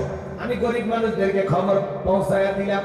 গল্পটায় খবর দেওয়া বলো, হাজার হাজার গরিব অসহায় দুঃখী মানুষ বাদশার দরবারে লাইন দিয়েছে। আর গোরস্থানের দারোয়ান ওই যে ঘুষ খাওয়া টাকাগুলো দিয়া খাজনা পরিশোধ করে দিল, দুঃখী মানুষের উপকার করে দিল। এইবার সমস্ত মানুষ চায় আর বলে, আরে রাজ্যের বাদশা যদি এই ব্যক্তি না হইয়া গোরস্থানের ছেলেটা হইতো, না জানি আমাদের কপাল খুলে যেত। নির্বাচনের আগে একটু জনসেবামূলক কাজ করার দরকার আছে না নাই? আমার এলাকায় নেতা 2 গাড়ি ইট পেরে দিচ্ছে কাঁচা রাস্তায়। কাঁচা রাস্তা মানে বোঝেন, মাটি রাস্তা। মানুষজন বলে, বাবা এখনো তো নেতা হও না, ইট পেরতেছ, ব্যাপারটা কি? বলে, শোনেন, বৃষ্টি হলে আপনাদের ছেলে স্কুলে যাইতে পারে না, আপনারা হাটে বাজারে যাইতে পারেন না, আপনাদের কষ্টের কথা মনে বলে রাতে আমার ঘুম আসে। আপাতত 2 গাড়ি ইট পেরে দিয়ে গেলাম। আর ভবিষ্যতে আমার মার্কায় যদি সিঙ্গারে এলাকার নেতা বানা দিতে পারেন, আমার 1 নম্বর টার্গেটে কাঁচা রাস্তা ভাঙা করে দেব। এই স্লোগান দিয়া জনগণ বিশ্বাস করে একবার যদি নেতার মার্কায় সিঙ্গারে নেতাকে নির্বাচিত করে, নেতার এলাকায় থাকে না, ঢাকা শহরে বান্ধবী নিয়ে ঘুমায়। নির্বাচনের মার্কা থাকে যে কয়দিন নেতার আনা গোনা সেই কয়দিন। নির্বাচনের মার্কা যখন বের হয়, এক এক নেতা গলি গলি যেখানে সেখানে নেতা খুঁজে পাওয়া যায়। রাস্তার ভিক্ষুক মহিলা ধরেও 500 টাকা দেয় আর বলে, আপনার চেহারার মাঝে আমি আমার মাকে খুঁজে পাই। কি অভিনয়! নেতা তো নয়, অভিনেতা। নেতৃত্ব নয়, যেন অভিনেত্রী।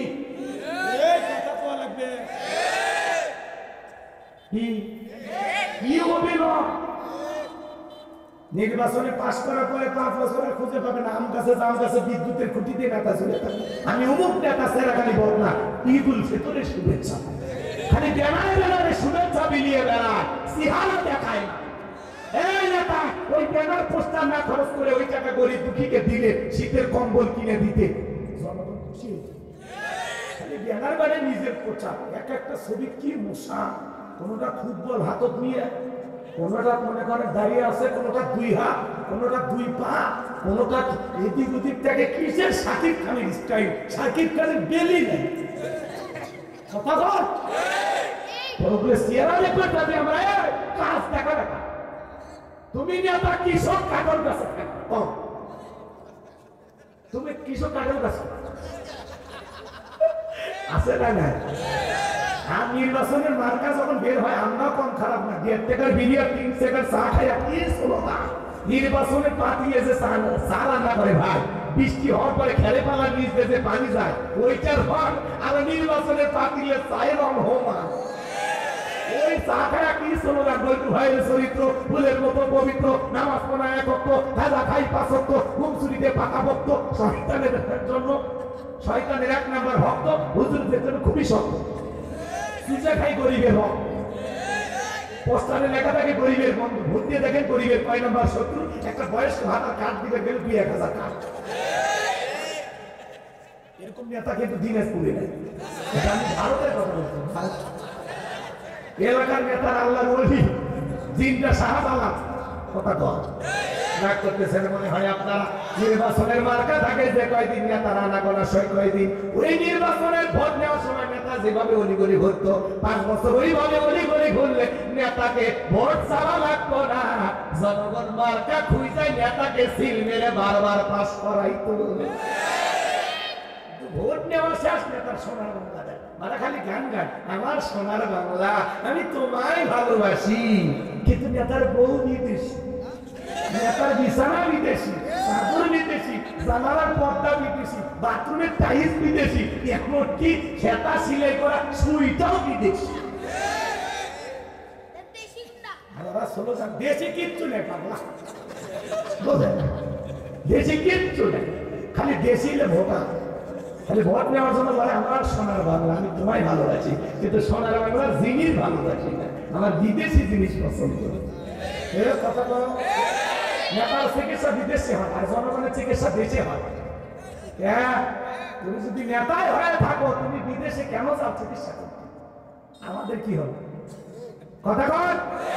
নেতা যদি মনে করতো না বিদেশে যে উন্নত চিকিৎসা দেওয়া হয়, সে উন্নত চিকিৎসা ব্যবস্থা আমার দেশে আমি চালু করবো, তাহলে এই দেশটা সুন্দর হতো। কথা কন ঠিক না? অনেক কথা আছে বাজার, সব কথা বলার সময় নেই, বলতে লম্বা হবে। শুধু নেতার দোষ দিয়ে লাভ নাই, আমাদেরও দোষ আছে। আমার এক নানি নির্বাচনের পরে 3 এলাকায় গেছি, বলে না তুই দোয়া করিস কেন? ওই এক রাতে 4200 টাকা কামায়। বললাম নানি কেমনি ভাই? বলে জানিস না, যত মার্কার লোক ঢুকছে নির্বাচনের আগের রাত, যেটাকে বলা হয় কালো রাত,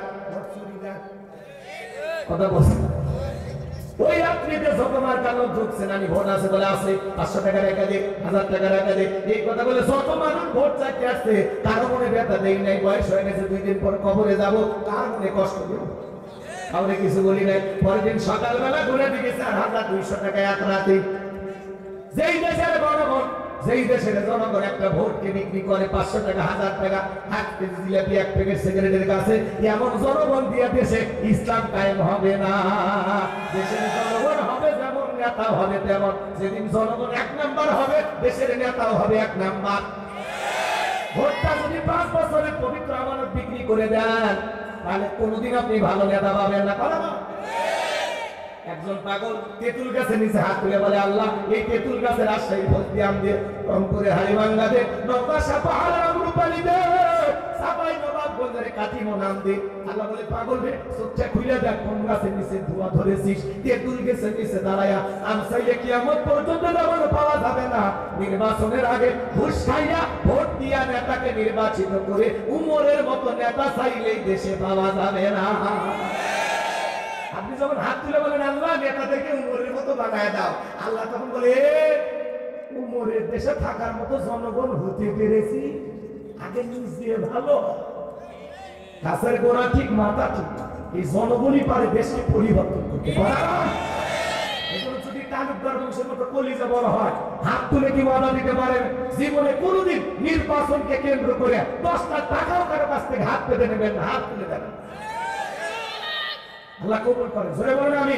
আমার ভোট আমি দেবো, সৎ যোগ্য ভালো মানুষ থেকে দেবো। ওই দুর্নীতিবাজদেরকে আর ভোট দেওয়া যাবে না।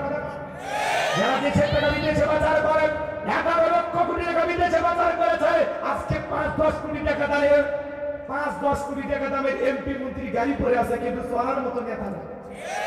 বড় বড় কথা বলতে আছে।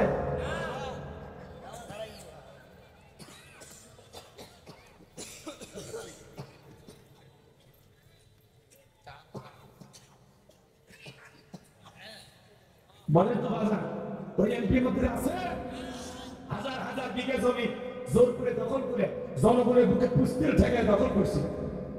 আজকে জায়গা জমি পড়ে আছে, এমপি মন্ত্রী দেয় কথা কয়। মন্ত্রীরা সব কোথায় গেল, এমপিরা সব কোথায় গেল, কোথায় কাদের কাকা, ওদের সারা দেশটা এখন লাগে ফাঁকা ফাঁকা। এই যুবকে বলবো চলবে, পালাবো না, পালাবো না, পালাবো না, চাই না তাদের দেখা, ওদের সারা দেশটা এখন লাগে ফাঁকা ফাঁকা। আইন মন্ত্রী আটকে গেল আইনেরই ফাঁকে, দাড়ি সারা দরবেশটারে ভণ্ড ভণ্ড লাগে। শুনেছি ভাই কত নেতা নেত্রী খাইতেছে ভাই ডান্ডা, বিচারপতি কালা মানিকের ফাটিয়েছে নাকি আন্ডা। এটা আমার খবর না, মিডিয়ার খবর। ওই বিচারপতি শামসুদ্দিন মানিক আল্লামা সাইদি হুজুরকে মৃত্যুদণ্ডের রায় দিয়েছিল। আমরা বলতে চাই ওই একই ট্রাইব্যুনালে বিচারপতি মানিককেও মৃত্যুদণ্ডের রায় দিতে হবে। এই বিচারপতি মানিক বিচারকের নামে বিগত সরকারের 5 আনা গোলাম ছিল। সংসদে বসে আমার বোনকে অপমান করে রাজাকারের বাচ্চা বলেছিল। ছাত্র আন্দোলনের সমস্ত ছাত্রদেরকে রাজাকারের বাচ্চা বলেছিল। 116 জন আলেমের তালিকা করে দুদকের কাছে জমা দিয়েছিল। এই ঘাতক দালাল নির্মূল কমিটির একজন নেতা ছিল এই বিচারপতি মানিক। 116 জন আলেমের তালিকা করেছিল। আমার নাম আছে কত জানেন? 23। আপনারা ছিলেন না? ওরা ঠিকই ছিল। রাগ করছে, মন খারাপ করছে। আমার ভাইয়েরা, আমি লম্বা করব না, যারা আলেমদের তালিকা করেছিল আজকে বিনা তালিকায় তারা জেলখানায় কথা বলে, ঠিক কিনা? ফলকের ঝলকের, ফলকের ঝলকের থামিয়ে মেটের ছাকা, ওদের সারা দেশটা এখন লাগে ফাঁকা ফাঁকা। কোথায় গেল সংসদেতে মমতাজের গান, কোথায় গেল হযরত বলা স্বামী ওসমান। 70 টাকা তাহাজ্জুদ পড়তো, 41 সাল পর্যন্ত টিকে থাকার স্বপ্ন দেখেছিল, কিন্তু 24 সালের 5 আগস্টে ভাগ্যে কি আছে আল্লাহর ওলিরা জানতো। মালিক বলল তো খেলা হবে, পুরো বাংলাদেশের মাঠ পড়ে আছে, কিন্তু খেলোয়াড় নাই। এরা খেলোয়াড় ছিল না, এরা পাক্কা দুর্নীতিবাসী। এরা দেশটাকে লুটে পুটে খাচ্ছে ভাই, দেশের রিজার্ভ শূন্য করছে। 93 বিলিয়ন ডলার ঋণের বোঝা বাংলার মানুষের উপর চাপায় দিয়া ওই নেতারা পালিয়ে গেছে। একটা সরকারের প্রধানমন্ত্রী, এমপি, মন্ত্রী, আমলা কামলা, ডাক্তার, ইঞ্জিনিয়ার, এমনকি নায়ক গায়ক, শিল্পী সমাজ, সুশীল সমাজ যা ছিল, সাংবাদিক আর টেলিভিশনের মালিক কেউ নাই ভাই। এমনকি মসজিদের খতিবও বানাচ্ছে। এইভাবে যে পতন হবে আমরা ভাবি না। এটা আল্লাহর খেলা। আর খেলা যে আপনার আমার কিছুই না, আল্লাহ এইভাবে চাইছিল, কিচ্ছু করিনি আমরা। কিছু করছি? আপনি ধাক্কা মারছেন কোনো মোবাইলে যান, কি পাগলা ছিল রানা প্লাজা, ধাক্কা মেরেছে আমার ছেলে ভালো বিল্ডিং করে ধাক্কা মেরে ফেলে এইরকম পাগলের আছে। কষ্ট হয় নাকি আপনাদের? আমি বলবো না দোয়া করবো, চলবে চলবে। এইবার জনগণ চলে গেল, আর ফিরআউনের প্রশংসা সবার মুখে মুখে শুরু হয়ে গেল। এইবার বাজার বাবা ওই যে ছেলে যিনি মন্ত্রী ছিল, সে কথা বলতে যাচ্ছিলাম বাজার, নির্বাচন শুরু হয়ে গেল। আগে তো জনগণের মন খাইরে গেছে, সবাই একসাথে ভোট দিয়া ওই কোরস্তানের দারোয়ান ফিরআউনকে মিশরের মন্ত্রী বানায় দিল। আল্লাহর খেলা বোঝা বড় তাই বার্ধক্য জনিত কারণে মিশরে যিনি বাদশা ছিল মারা গেল। এইবার ফিরআউন সমস্ত জনগণকে ডেকে বলে, শোনো, বাদশা ছাড়া একটা দেশ চলতে পারে না, তোমরাই বলে তোমাদের দেশের বাদশা হবে কে? সমস্ত জনগণ ডেকে বলে, আগে আপনার চরিত্র আমাদের জানা হয়ে গেছে, আপনি যদি আমাদের বাদশা হয়ে যান আমাদের কারো কোনো আপত্তি নাই। এইবার জনগণ সবাই মিলে সমর্থন দিল। যখন এইবার নেতাদের সমর্থন পাইয়া মিশরের বাদশা হয়ে গেল কাবুস নামের ফিরআউন। মিশরে কি হয়ে গেল? বাদশা। এবার বাদশাহী চেয়ারে বসার পরে হামানকে ডেকে বলে, হামান, আজ থেকে তুই আমার মন্ত্রী, আমি হব বাদশা, দুইজন মিলে দেশ পরিচালনা করব। হামানের মাথায় কোনো চুল ছিল না, সাদে মান্নায় বাপ পারলো, পুরো মাথা ছিল ভারতের দমদমে এয়ারপোর্ট। দুইজন মিলে দেশ চালায়। হঠাৎ করে নেতা রাতের বেলা ঘুমাইতে যায়, কিন্তু চোখে ঘুম আসে, মাঝে মাঝে স্বপ্ন দেখে লাফা লাফা ওঠে। এইভাবে আর কতদিন জাগা যায়? 2-3 রাত যখন মাঝে মাঝে স্বপ্ন দেখে, তার দরবারে জ্যোতিষী ছিল 400। এই 400 জ্যোতিষীর লিডারের নাম দবিরা, বয়স হলো 320 বছর। এইবার দবিরাকে ডেকে বলে, দবিরা, কেন জানি রাতের বেলায় ঘুমাইতে পারি না, মাঝে মাঝে স্বপ্ন দেখে লাফা লাফায় উঠিতে দবিরা, এখনো সময় আছে, আমার ভাগ্যটা গবেষণা করে দেখো আমার কপালে কি আছে। এইবার দবিরা গবেষণা করে বলে, নেতা যদিও ছিলেন ভবঘুরে যুবক, তরমুজের খেতে লেবা, সেখান থেকে কোনো স্থানের দারোয়ান, এরপরে মিশরের মন্ত্রী, তারপরে বর্তমান রানিং বাদশা, আঙ্গুল ফুলা কলার গাছ, কিন্তু আপনার ভবিষ্যৎ জীবন বড় অন্ধকার। আগামী 3 মাসের মধ্যে বনী ইসরাইল সম্প্রদায়ের ভিতরে মুসা নামের একটা ছেলে জন্মগ্রহণ করবে। ওই মুসার কারণে রাজত্ব পাওয়ার ক্ষমতা কোনো কিছু থাকবে না। নেতারে, এমনকি আপনার জীবন যাওয়ার সম্ভাবনাও দেখা যায়। এই কথা শোনার পরে ফিরআউনের মাথা ঠান্ডা না গরম? সবাই হারা মাথায় এত গরম হয়ে গেছে, যদি বলতো মুসা আজকে খানকা বানাবে, বসে জিকির করি, সরকারি ঘরে খানকা শরীফ বানায় দিত। আজকে বাংলাদেশে তাকায় দেখেন না, তাকায় দেখে যারা মাজারে ভণ্ডামি করে, জিকিরের নামে রং তামাশা করে, আর ওদেরকে কেউ টার্গেট করে কথা বলতে। যারা মাজারগুলো নিয়ে বসে আছে ওদেরকে কেউ টার্গেট করে, কিন্তু যারা আল্লাহর জমিনে আল্লাহর দ্বীনকে প্রতিষ্ঠিত করতে চায়, কোরআনের সমাজ ব্যবস্থায় জমিনে কায়েম করতে চায়, তাদেরকে টার্গেট করে জেলখানায় ঢুকানো হয়। কথা ঠিক না? এইবার ফিরআউন ডেকে বলে, আমার এইদিকে শুনলি না কি বললো? মুসা নামের একটা ছেলে আসবে, ওর কারণে নাকি রাজত্ব ক্ষমতা কিচ্ছু থাকবে না, জীবনও যাবে, কি করা যায়? হামান ডেকে বলতেছে, নেতা টেনশন নাই, মাইট ইজ রাইট, জোরজার মূল্য তার পাওয়ার রাজত্ব ক্ষমতা আমাদের হাতে, আমরা যা বলবো মিশরের জনগণ তাই মানতে পারে। বলে, কি করতে চাস? এইবার হামান ডেকে বলে, নেতা যত ছেলে সন্তান জন্মগ্রহণ করবে সবাইকে জবাই করে করে দুনিয়ার জমিন থেকে বিদায় করে দেব। এই কথা শোনার পরে ফিরআউন ডেকে বলে, হামান, আসলে তোর মাথায় বুদ্ধি আছে, তবে শোন, ছেলেগুলোকে জবাই করবি, মেয়েগুলোকে জবাই করবি না, কারণ ছেলেদের মধ্যে আমার শত্রু আছে, মেয়েদের মধ্যে কোনো শত্রু নাই। তার মানে তোর হলে মানুষ ভালো। মোবাইল নিয়ে গেল, সিম কার্ড খুলে দিয়ে গেল, কথা কোন ঠিক কিনা? এইবার সন্তান জবাই করা শুরু হয়ে গেল। মুসা মাত্র একজন, আর ছেলে হইলেই জবাই করে, ছেলে হইলেই জবাই করে। কারণ জালেমদের কাছে অপরাধ করবে একজন, আর জালেমেরা সেই অপরাধের শাস্তি পুরো জাতির উপরে চাপায় দেয়। এটা হলো জালেমদের স্বভাব। কথা কি বুঝতে পারতেছেন আমার ভাইয়েরা? এইবার 3 মাস অতিবাহিত হয়ে যাওয়ার পরে ফিরআউন ডেকে বলে, দমিরা এইবার গবেষণা করে দেখ, 3টা বর্ণনা পাওয়া যায়। কেউ বলেছেন 20,000, কেউ বলেছেন 24,000, কেউ বলেছেন 80,000 সন্তানকে তারা হত্যা করেছিল।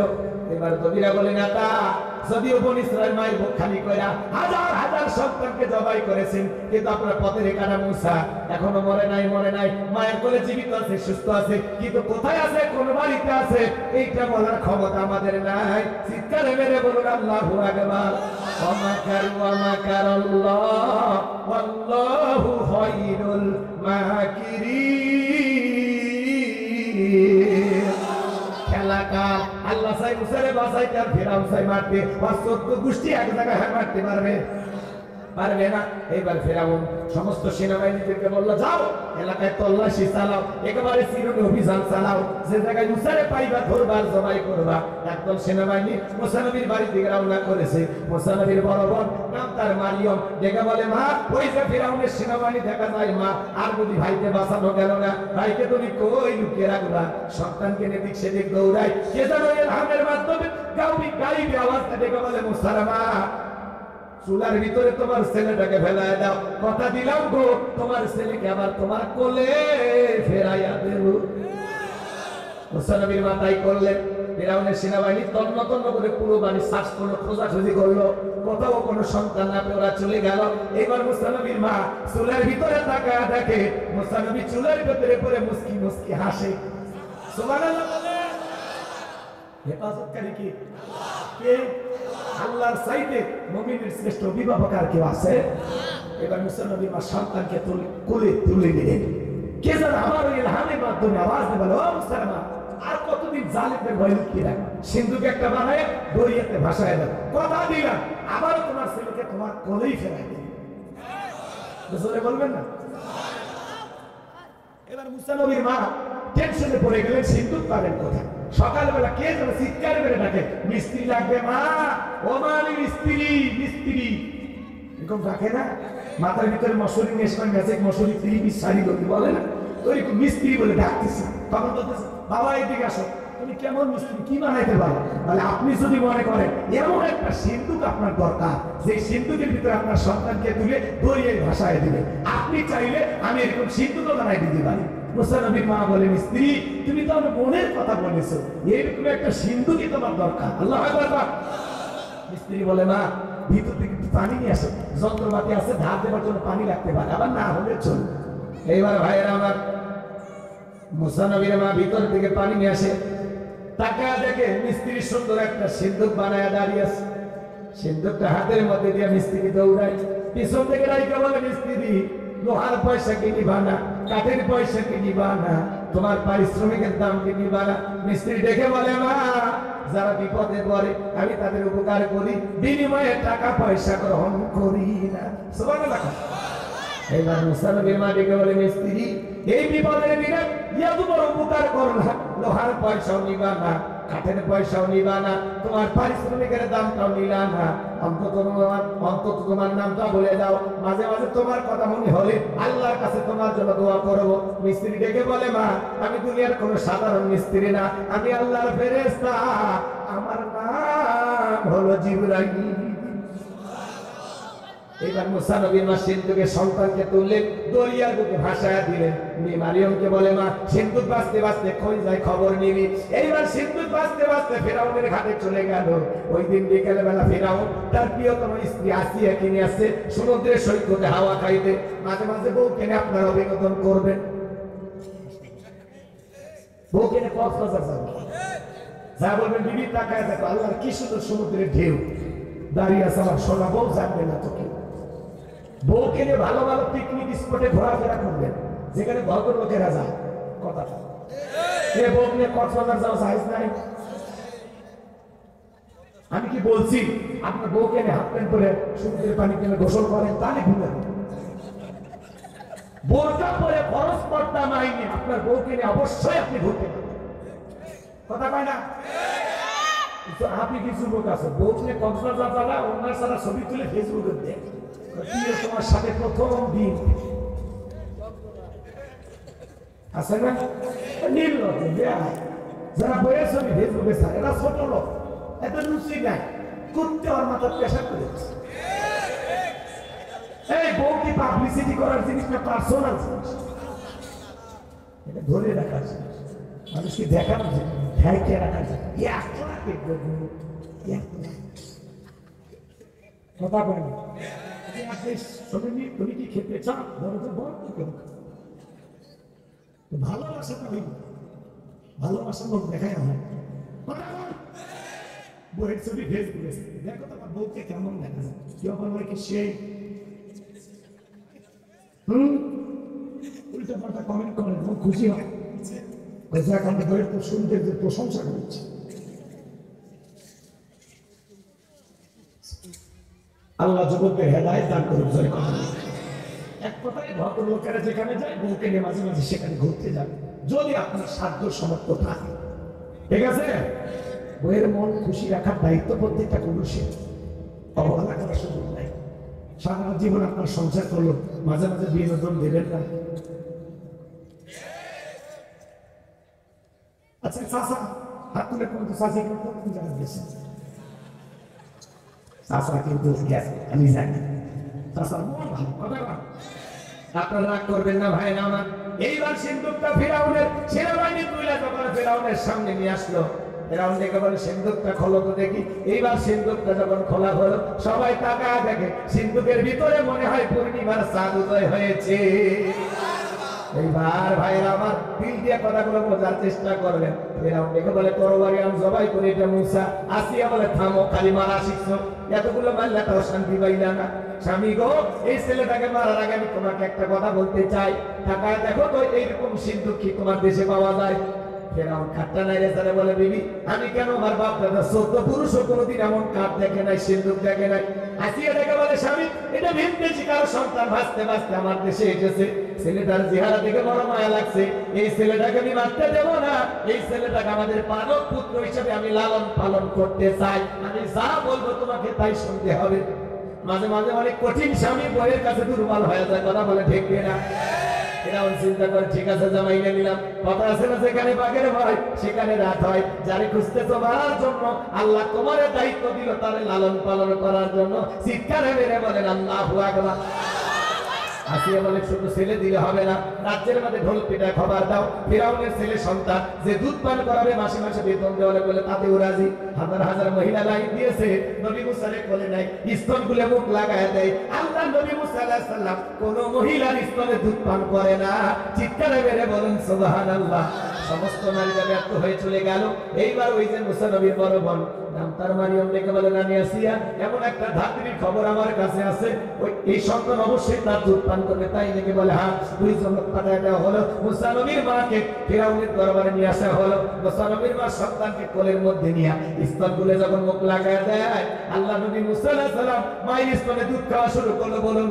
সুবহানাল্লাহ আসিয়া বলে আপনার বেতন ডাবল থাকার কোয়ার্টার ফিরে নবী মুসার মা ডেকে বলে সন্তানকে যদি দুধ পান করাতে চান আপনার বাড়িতে নয় সন্তান থাকবে আমার বাড়িতে বলে আমি তাতেও রাজি মাঝে মাঝে ছেলেটার একটু দেখায় নিয়ে যাবেন বলে না দেখলে আমার ভালো লাগে না মায়ের চাইতে মাসিক দরদ বেশি কথা বুঝছেন নাই মনে হয় এইবার ভাইরা আমরা মুসা নবীর মা পৃথিবীর প্রথম মা যে মা তার আপন ছেলেকে দুধ পান করানোর বিনিময়ে মাসে মাসে বেতন পেয়েছিল এটা পৃথিবীর প্রথম ইতিহাস আল্লাহ আকবার বলেন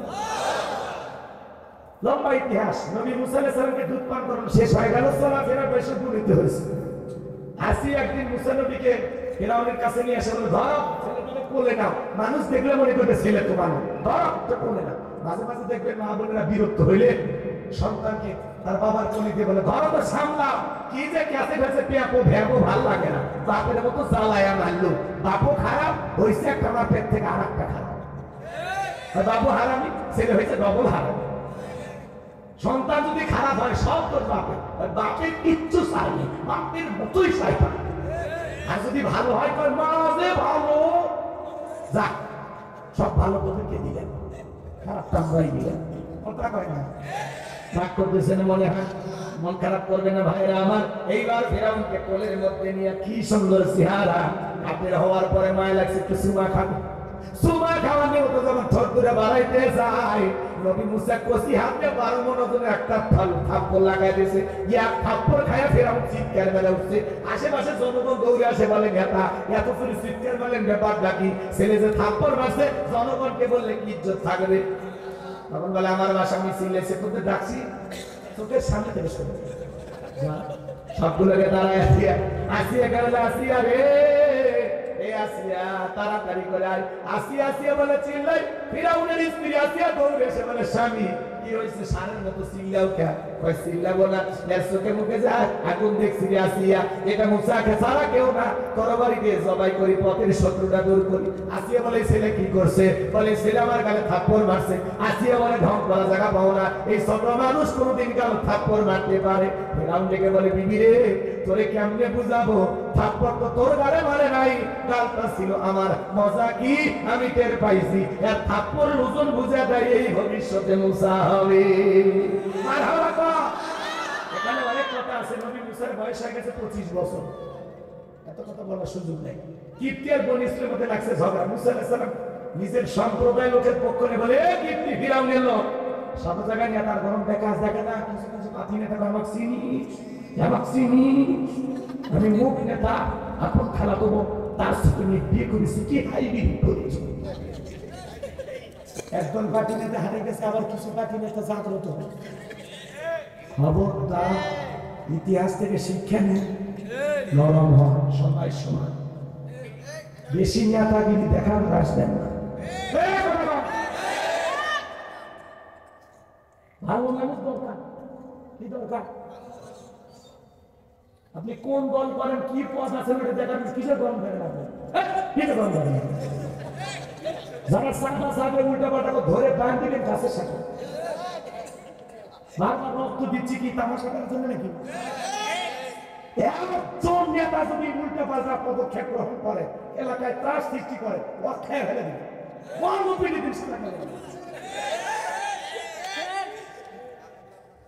নিজের হাতে আগে তুলে নেওয়া ঠিক না, কিন্তু কিছু উশৃঙ্খল এরকম দেওয়া ভালো হয়। আমরা অনেক সহ্য করছি, আর চাই আমাদের ভালো মানুষ দরকার।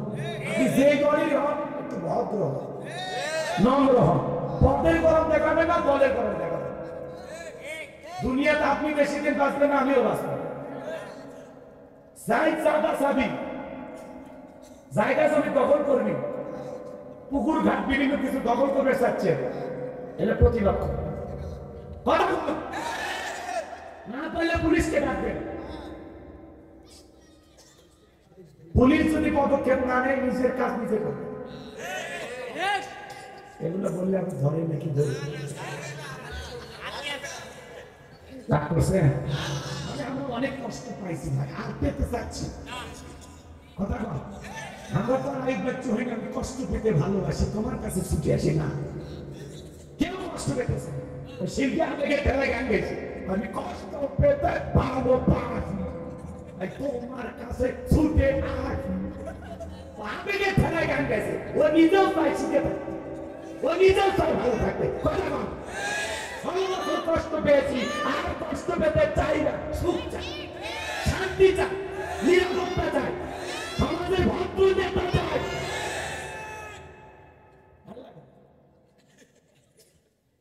কথা ক্লিয়ার? সামনে যাবো। ফিরআউনের ইতিহাস যেহেতু শুরু করছি, এবার খাতা ক্লোজ করে দাও। অক্ষরটা ছুঁয়ে গেলে ঘুমবি, কথা শুননি, অক্সুপের দাঁড়িয়ে ছুঁয়ে যাচ্ছে। কি রাজি আছে?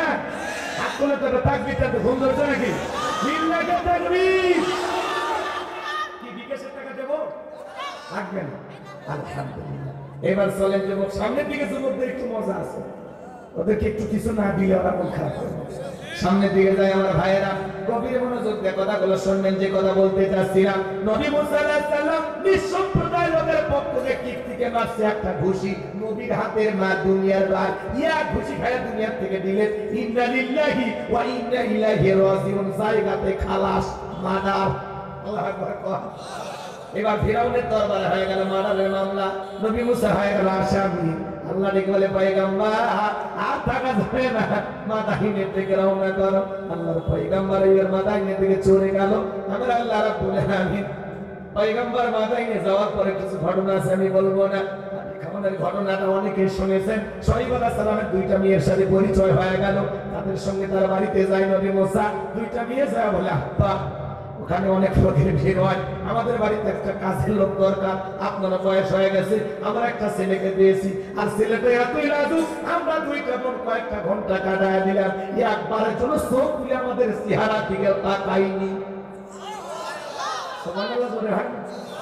আপনি বলতেন হোক ফর্সা হোক, একটা মহিলা গেলেই তাকা খারাপ হইলে কথা কি দেখলাম, হ্যাঁ উষা চায় এরকম বলে না।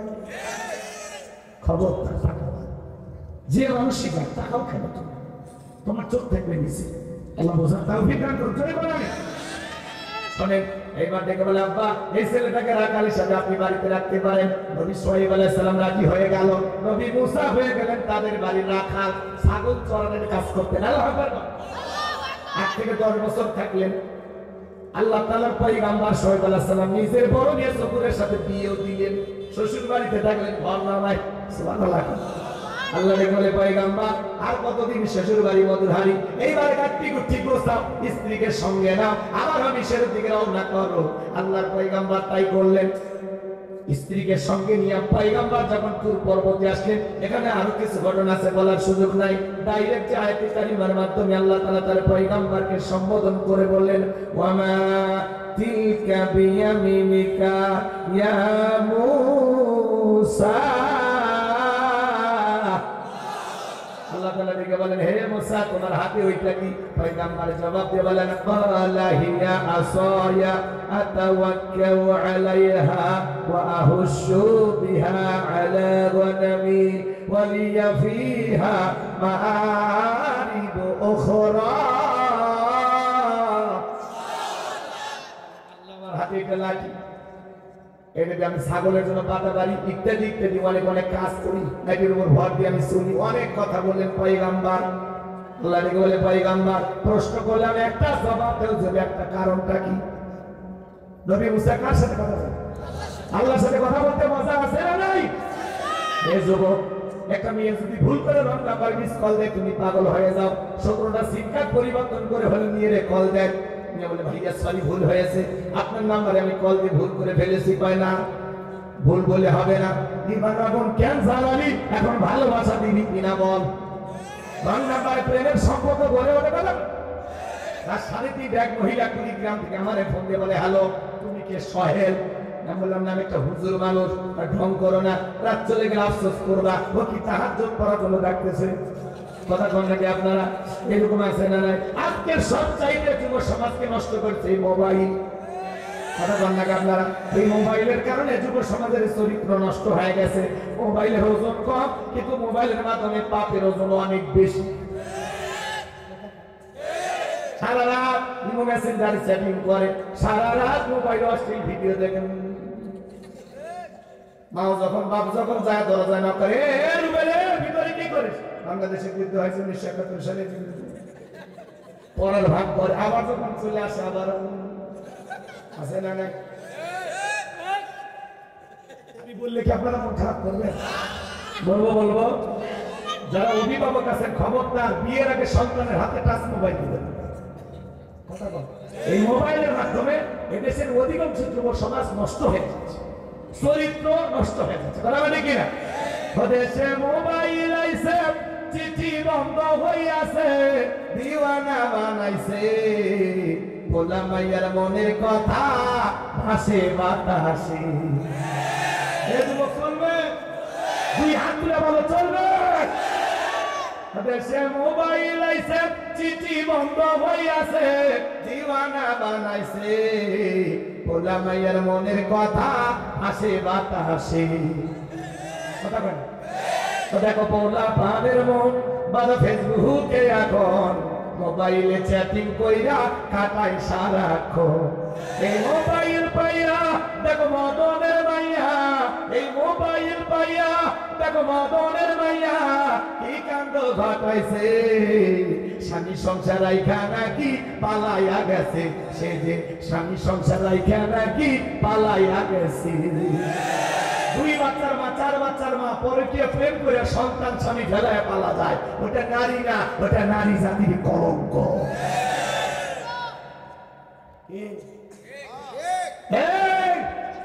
পাশানি ছলনাময়ী ধোঁকাবাজ কেমনে পারি একটা স্বামীর মন ভেঙে দুইটা নিষ্পাপ বাচ্চা রেখে কেমনে পারিস আর একটা পুরুষের ঘরের দরজা তালা বন্ধ, নিজের ঘরের তালা বাইরে আর একজনের দরজায় গেছেন ঠিক তালা বন্ধ। মানুষজন বলে না তোমার বাড়ি কোন? বাড়ি আমার। আমার তো তুমি দিনাজপুর, তখন বলতেছে আপনাদের এই গ্রামের বলটু। আমাকে বিবাহের কথা বললে প্রবণ দেখাই একাধিকবার আমরা স্বামী স্ত্রীর মতো, আমি আর বলবো না। তো কি হয়েছে মানে আমি আগের স্বামীকে ডিভোর্স দিয়েছি, দুইটা বাচ্চাকে ফেলে আসছে, আমি এখন এর সাথে বিয়ে করব। কথা কম ছেলে নাই বাবা এলাকার মানুষ বলে তুই কেমন মেয়েটাকে স্বামী বেলায় দুটো বাচ্চা ফেলে যাবে কয় না, ওই স্বামী সে ইনি আমাকে অনেক বেশি ভালোবাসে, অনেক ভালোবাসে, ওই জন্য জানিস ও যদি আমাকে বিয়ে না করে আমি আত্মহত্যা করে মরে যাবো। তুই বল তুই বাঁচতে আসছিস, তুই তো জামান করতে গেলে এই জমিতে যদি পার হওয়ার আগে তোর মরা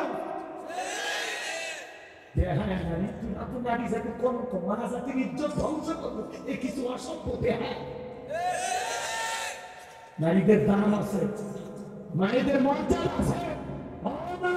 শুনে যাও মা, নিজেকে সস্তা বানায় না। একটা পুরুষ একটা ছেলে দুইটা রোমান্টিক কথা বললো, খবরদার নিজের ইজ্জতটা, নিজের দেহের সবচেয়ে দামি সম্পদটা কোন পুরুষের হাতে কবুল বলার আগে তুলে দিন।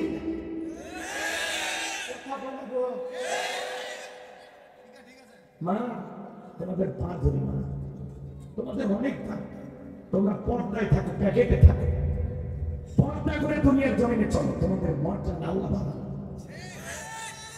কভার পর্দা এটা নারী সিকিউরিটি দেয়, নিরাপত্তা দেয়। না ফি বুয়ুতিকুন্না ওয়ালা তাবাররুজনা তাবাররুজাল জাহিলিয়াতিল উলা, নারীরা তোমরা ঘরের ভিতরে অবস্থান করো, খবরদার বেপরদায় চলাফেরা করো। যদি বাইরে যাও ঢিলা ঢালা বোরকা পরো, হাত মুজা পা মুজা লাগাও, এরপরে যাও। কথা বল, কোন মুসলিম পরিবারের নিয়ে বেপরদায় ঘুরতে পারে না। এই বউ তোমার বোরকা পরানোর দায়িত্ব তোমার, আমি হুজুরের বাড়িতে বোরকা পরবি না। মেয়ে আপনার, তাকে বোরকা পরানোর দায়িত্বটাও আপনার। হুজুরের ওয়াজ দিয়ে হবে না, হুজুরেরা পর্দার ওয়াজ করে। আমার দায়িত্ব আমি তো ভুলে গেছি, কিন্তু এই দায়িত্বকে পালন করা লাগবে কাল থেকে। আপনার বউ যখন বেপরদায় যেতে চায় তখন বললো হ্যাঁ আমি মনে বুড়ি হয়েছি যে বোরকা পরে যাওয়া লাগবে। বুড়ি হলে তো কেউ টাকাবি না, এখনই দোকানপাট ঠেকে বাইরে যাও। বেড়া 60-70 বছরের আমের কাছে না, বেড়া দরকার গতকালকে যেটা আপনি দিনাজপুর শহর থেকে একটা কচি আমের গাছ কিনে নিয়ে আসছেন, ওর সাইড থেকে বেড়া দেন, কারণ এটা ছাগল খায়। বোরকা দরকার কার? 16-18 বছর 20 বছরের নারী, 70-60 বছরের বুড়ি দাদি নারীর বোরকা দরকার নাই, তারা ছাগল করলেন।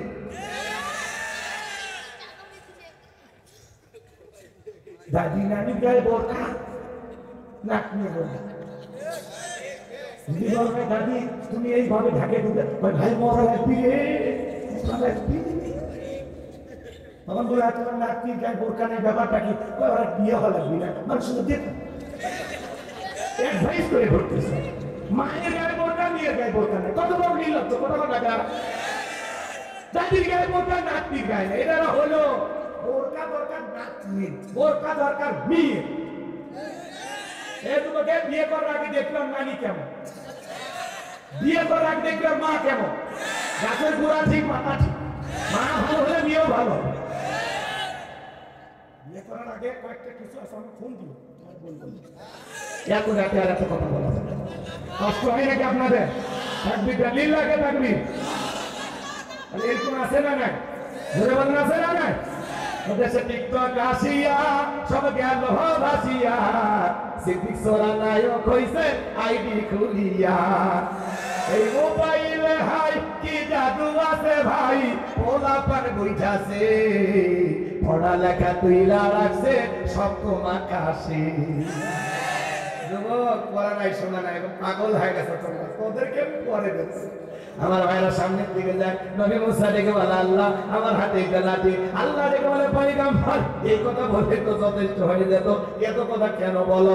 নবী মুসা ইচ্ছে করে কথা বাড়িয়েছেন যাতে আল্লাহর সাথে বেশি কথা হয়। সুবহানাল্লাহ। এবার আমার আল্লাহ তাআলা পয়গম্বরকে সুন্দর করে জানিয়ে দিলেন ক্বালা আলকিহা ইয়া মুসা, মুসা রে তোমার হাতের লাঠিটা এবার নিক্ষেপ করো। ফাআলকাহা ফাইদা হিয়া হাইয়াতুন তাসআ, লাঠিটা নিক্ষেপ করা মাত্র হয়ে গেল বিশাল বড় সাপ। মুসা নবী বলে বাপরে বাপ, এই যে জাতের সাপ আমার বংশ করে দিবে সাপ। এই কথা বলে পয়গম্বর ভয়ে জোরে দৌড় মারতে লাগলেন। আল্লাহ তাআলা তখন থেকে বলেন ক্বালা খুযহা ওয়ালা তাখাফ সানুঈদুহা সিরাতাহাল উলা। আল্লাহ ডেকে বলে পয়গম্বর ভয় পেও না, আমি আল্লাহ লাঠিকে সাপ বানাইছি, আবার সাপের দিকে হাত বাড়াও, পূর্বের মতো লাঠি কি বানায়া দিব। পয়গম্বর ভয় ভয় ধরতে গেছে, আমার কি হয়ে গেছে? লাঠি হয়ে গেছে। সুবহানাল্লাহ। এটার নাম হলো মুজিজা। এটার নাম কি? এরপর আল্লাহ তাআলা বলেন ওয়াদহু ইয়াদাকা ইলা জানাহিকা তাখরুজ বাইদা মিন গায়রি সুইন আয়াতান উখরা লিনুরিয়াকা মিন আয়াতিনাল কুবরা। ও পয়গম্বর তোমার ডান হাতটা বগলের নিচে ঢোকাও, ওখান থেকে বের করো, কোন দোষ ছাড়া আমি আল্লাহ ভাবসাবে উজ্জ্বল সাদা চমৎকার দেখাবো। এই যে কুদরতের দুইটা নিদর্শন দান করলাম, দুইটা মুজিজা দান করলাম, এইবার তোমার দায়িত্ব হলো ইযহাব ইলা ফিরআউনা ইন্নাহু তাগা, ফিরআউনের নিকট চলে যাও, সুন্দর করে তারা দাওয়াত দাও, ফিরআউন সীমা লঙ্ঘন করেছে, যাও যাও ও নবী মুসা ফিরআউনের নিকট চলে যাও, যা বলে ফিরআউন রে তোর বানানো আইন আর মিশর চলবে না, এখন আলা লাহুল খলকুল আম, সৃষ্টি যার আইন চলবে সে আল্লাহ। আল্লাহু আকবার। নবী মুসা ডেকে বলে আল্লাহ আপনি কি ভুলে গেছেন? কি আপনি কি ভুলে গেছেন আমি ফিরআউনের দরবারে মার্ডার কেসের আসামি, গেলেই তো ফাঁসি দিয়ে মারবে। আল্লাহ ডেকে বলে পয়গম্বর ভয় নাই, আমি আল্লাহ যার সাথে আছি, কোন জালেম ফাঁসি দিয়ে মারতে পারবে না, আগুনে পোড়ায়া মারতে পারবে না, পানিতে ডুবাইয়াও মারতে পারবে না, গর্তে ফেলায়ও মারতে পারবে না। হাজারো দিন রিমান্ডে নিয়েও ওরা মুমিনের মুখের হাসি কেড়ে দিতে পারবে না। সুবহানাল্লাহ। এমন ওসমানী পানিতে পড়ে মরছে, কে বাঁচাইছে? কে হেফাজত করছে? ইউসুফ নবী কূপে পড়ে কি হয়েছে? কে হেফাজত করছে? নমরুদ ইব্রাহিম আলাইহিস সালামকে আগুনে ফেলাইছেন, কে হেফাজত করছে? এই কথাগুলোর অর্থ বুঝান। অনেকে ভাবে না যে হুজুর কি বলছে। হ্যাঁ, আপনি যখন আল্লাহর হবেন, পুরো পৃথিবী আপনার ক্ষতি করার চেষ্টা করলেও আমার আল্লাহ যদি চায় আমার বান্দার কেউ ক্ষতি করতে পারবে না, তো পুরো দুনিয়ার দিকে আপনার চুল পরিমাণ ক্ষতি করতে পারবে না। ক্লিয়ার? আল্লাহ যদি আপনার কল্যাণ চায়, কেউ আপনার ক্ষতি করতে পারবে না। হ্যাঁ, ততটুকু করতে পারবে যতটুকু আল্লাহর পক্ষ থেকে নির্ধারিত। কথা ক্লিয়ার নাকি ভেজাল আছে? এবার চলেন ভাইয়েরা আমার, আমি যে কথা বলতে চাচ্ছিলাম গভীর মনোযোগ দিয়ে শোনেন। আল্লাহ ডেকে বলে পয়গম্বর যেতেই হবে, নবী মুসা ডেকে বলে আল্লাহ না গেলে হয় না, বলে না নবী বানাইছি অবশ্যই তোমাকে যেতেই হবে। পয়গম্বর আল্লাহ তাআলার সাথে এখানে আরো কিছু কথা বলেন, আমি সেই দিকে যাব না। নবী মুসা তখন আল্লাহকে ডেকে বলে আল্লাহ যেহেতু যাইতেই হবে তাহলে একটু দোয়া করি আপনার কাছে, আমার অন্তরে দুরু দুরু ভাব হয়। পয়গম্বর তখন দোয়া করলেন। আমি ছোটবেলায় যখন মাদ্রাসায় পড়েছিলাম, হুজুর কোরআন হাতে দেওয়ার সময় দোয়াটা পড়িয়েছিল, আমি ভেবেছিলাম এটা কোরআন খোলা দোয়া, কিন্তু তাফসীর পড়তে এসে বুঝলাম এটা কোরআন খোলা দোয়া না। নবী মুসা এই দোয়া করেছিল ফিরআউনের নিকট দাওয়াত দেওয়ার আগে। আল্লাহু আকবার। পয়গম্বর ডেকে বলে ক্বালা রাব্বি ইশরাহ লি সাদরি ওয়া ইয়াসসির লি আমরি ওয়াহলুল উকদাতাম মিন লিসানি ইয়াফকাহু কওলি ওয়াজআল লি ওয়াজিরাম মিন আহলি হারুনা আখি। ডেকে বলেন আল্লাহ আমার পক্ষকে প্রশস্ত করে দাও, আমার কাজকে সহজ করে দাও, আমার জিহ্বার সরলতাকে দূর করে দাও, যাতে মানুষ সহজে আমার কথা বুঝতে পারে। আর আমার পরিবারের মধ্য থেকে আমার ভাই হারুনকে আপনি নবুয়ত দান করেন। আল্লাহ বলে দোয়া মঞ্জুর করলাম, তোমার দোয়ার কারণে তোমার ভাই হারুনকে আমি আল্লাহ নবী বানায়া দিলাম। বলেন সুবহানাল্লাহ। এবার নবী মুসা আলাইহিস সালাম তার ভাই হারুন আলাইহিস সালামকে সঙ্গে নিয়ে ফিরআউনের দরবারে চলে আসলেন এবং ঘোষণা করলেন ওয়াকালা মুসা ইয়া ফিরআউন ইন্নী রাসূলুম মির রাব্বিল আলামিন। নবী মুসা ডেকে বলে, হে ফিরআউন, আমি বিশ্বের রবের প্রতিপালকের পাঠানো একজন রাসূল, আমি আল্লাহর সম্বন্ধে সত্য জানা মিথ্যা কিছু বলবো না, বিদায় বানি ইসরাঈলকে আমার সাথে যেতে দাও। ফিরআউন তখন থেকে বলে কি জানেন? ফিরআউন তখন বলে ক্বালা ইন কুনতা জিতা বিআয়াতিন ফাআতি বিহা ইন কুনতা মিনাস সাদিকিন। হে মুসা, তুমি যে নবী, কি প্রমাণ আছে? যদি কোনো স্পষ্ট দলিল প্রমাণ তোমার সামনে থাকে, তুমি যদি তোমার দাবিতে সত্যবাদী হও, ওটা হাজির করো। কথা বোঝেন নাই মনে হয়? নবী মুসার কাছে কয়টা প্রমাণ আছে? কষ্ট হচ্ছে বাজার, একটা তাকবীর দেন না, লিল্লাহকে তাকবীর। ছেলে যারা আমার ভাইয়েরা শেষের দিকে গেলে আরো মজা আছে। কষ্ট হয়, কষ্ট হয়। আমার ভাইরা গভীর মনোযোগ দিয়ে কথাগুলো শুনে যান। এইবার নবী মুসা আলাইহিস সালাম লাঠি ফেলা দিলেন, হয়ে গেল সাপ। বগলের নিচে থেকে হাত বের করলেন, হক হয়ে গেল ধবধবে উজ্জ্বল সাদা, কি সুন্দর লাইটিং করে। এই দৃশ্য দেখার পরে ফিরআউনের সমস্ত লোকেরা দেখে বলে ইন্না হাযা লাসাহিরুন আলীম। এই ছেলেটা মস্ত বড় জাদুকর। ও জাদু দেখায় আমাদেরকে আতঙ্কিত করে, ক্ষমতার চেয়ারে ক্ষমতায় বসতে চায়, আমাদেরকে ভয় দেখায়, দেশ থেকে বিতাড়িত করে ও নিজে ক্ষমতার দখল, মানে ক্ষমতার চেয়ারে বসতে চায়, আমাদেরকে দেশ থেকে তাড়িয়ে দিতে চায়। এইবার ফিরআউনের সমস্ত এমপি মন্ত্রীদেরকে নিয়ে ফিরআউন জরুরি বৈঠক করে বলে, শোনো, এই ছেলের ব্যাপারে তোমাদের সিদ্ধান্ত কি? সমস্ত লোকেরা ডেকে বলে, ওই তো জাদু দেখাইছে, আমাদের দেশে তো জাদুকরের অভাব। ওই সময়ে জাদুর ব্যাপক প্রচার প্রসার ছিল। কথা কি বুঝছেন? এবার ওরা চিন্তা করলো, এটা যেহেতু জাদুকর দিয়ে জাদুর মোকাবেলা হবে, প্রথমে ছেলেটাকে চাইতে দেন আর নির্দিষ্ট একটা দিন দেন, ওই দিনে সেমিফাইনাল খেলা, এরপরে ফাইনাল খেলা। আল্লাহু আকবার বল। এবার শোনেন, তখন তারা কি করলো? ইয়াতু বিকুল্লি সাহিরিন আলিম, শহর বন্ধ থেকে দক্ষ জাদুকর ফিরআউনের নিকট উপস্থিত করা হলো। এইবার জাদুকরেরা ময়দানে নামার আগে বলতেছে, নেতা, আপনার শত্রু মূসাকে যদি পরাজিত করতে পারি, আপনি আমাদেরকে কি দেবেন? ফিরআউন তখন পুরস্কার ঘোষণা করে কি বলেছিল জানেন? ফিরআউন তখন বলে, ক্বালা নাআম ওয়া ইন্নাকুম লামিনাল মুকাররাবিন, তোমরা যদি আমার শত্রু মূসাকে পরাজিত করতে পারো, এই দরবার হবে তোমাদের বসবাসের জায়গা। যারা রাস্তাঘাটে জাদুর খেলা দেখায়, ওরা যদি বলে, ওরা যদি এরকম চান্স পায় যে নেতা রাজপ্রাসাদে থাকবে, এই সুযোগ কেউ ছাড়বে না। নেতা যদি বলে তুমি আমার লোক, তুমি আমার কাছের ব্যক্তি, আর কিছু লাগে না, নেতার কথা ক্রস ফায়ার করা যায়, রাতকে দিন করা যায়। কথা বলেন, নিরপরাধ ছাত্র ঢুকে গুলিও চালানো যায়। কথা করবেন না ভাইয়েরা আমার। এইবার জাদুকরেরা জাদুর খেলা দেখাইতে লাগলেন। আল্লাহর পয়গম্বর মুসা আলাইহিস সালাম অবাক হয়ে খালি তাকিয়ে আছেন। সমস্ত জাদুকররা যখন জাদুর খেলা দেখাইতে লাগলেন, আমার ভাইয়েরা আল্লাহর পয়গম্বর মুসা আলাইহিস সালামের কাছে যা বলে, ও নবী মুসা, জাদুর বান আগে কে নিক্ষেপ করবে? আমরাই না তুমি? মুসা ডেকে বলে, ওস্তাদের মাসের সাথে তোমরা আগে জাদুর বান নিক্ষেপ করো। এইবার তারা জাদুর তন্ত্র মন্ত্র নিক্ষেপ করতে লাগলো। বাঘ বানাইছে, ভালুক বানাইছে, রশি বানাইছে, সাপ বানাইছে, মানুষের চোখে মুখে পর্যন্ত যারা জাদুর বান নিক্ষেপ করেছে, সেদিন তারা ৮০,০০০ জাদুর বান নিক্ষেপ করেছিল। এইবার জাদুর বান নিক্ষেপ করতে করতে ওদের চালান পাতি শেষ। এইবার ডেকে বলে, নবী মুসা, তুমি তোমার জাদুর বান নিক্ষেপ করো। আল্লাহ তাআলা তখন বলেন, ওয়াহাইনা ইলা মুসা আন আলকি আসাকা ফাইযা হিয়া তালকাফু মা ইয়াফিকুন। আল্লাহু আকবার। শুনেন, একটা আয়াত, আয়াত বললে ভালো লাগে না? এর নাম তো তাফসীর, এর নাম তো আলোচনা। ঘটনা বললাম, কি মজা করে শুনলেন, তাফসীরে চলে গেলাম, আমাকে ভুলে গেল। এটা তো আসল না। এতক্ষণ তো ওই ঘটনাগুলো বলছি, আর এখন মূল তাফসীর হচ্ছে। আয়াত তো আয়াত আলোচনা। সুবহানাল্লাহ। কোরআন তো কোরআন, এর নামই তাফসীর। আল্লাহু আকবার। এটা আমরা এগুলো মজা পাই না, আমরা মজা করি গান ছন্দ কাহিনী। অনেকে চলে যাচ্ছেন, যদি পারেন আমার গাড়ি ড্রাইভারের কাছ থেকে আমার লেখা একটা বই আছে, শেষ বিদায়, যদি পারেন নিয়ে যাবেন। মৃত মানুষকে কিভাবে বিদায় করতে হয় নবীজির তরিকায়। স্বামী স্ত্রী মারা গেলে একে অপরকে গোসল করাতে পারবে কিনা? মৃত স্বামী স্ত্রীকে চুমা খাওয়া যায় কিনা? মৃত ব্যক্তিকে চুমা খাওয়া জায়েজ না হারাম?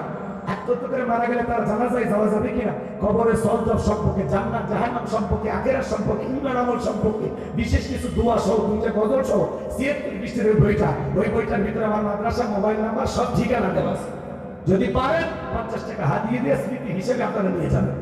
সাদিক মানছে নাকি গাড়িটা এইবারের কাছে আসে, যদি পারেন আপনারা নিয়ে যাবেন, না বোনেরা সংগ্রহ করতে পারেন। যুবকেরা এগুলো তো তোমরা কিনবা না, তোমরা কেন উপন্যাস প্রেম কেন কাদাই, যৌবনের বহু মানে অভিশাপ্ত দেয়, মিলন হবে কতদিনে তোর মরণের পরে। কথা এগুলো আশেপাশে উপন্যাস কিনলে চরিত্র নষ্ট হয়ে যাবে, আর উপন্যাসে কি লেখা থাকে দুই একটা পড়ে মাথা ঠিক থাকে না। কথা উপন্যাস দেখছেন না? হাইরে উপন্যাস, উপন্যাস নাম হলো হঠাৎ বৃষ্টিতে দেখা।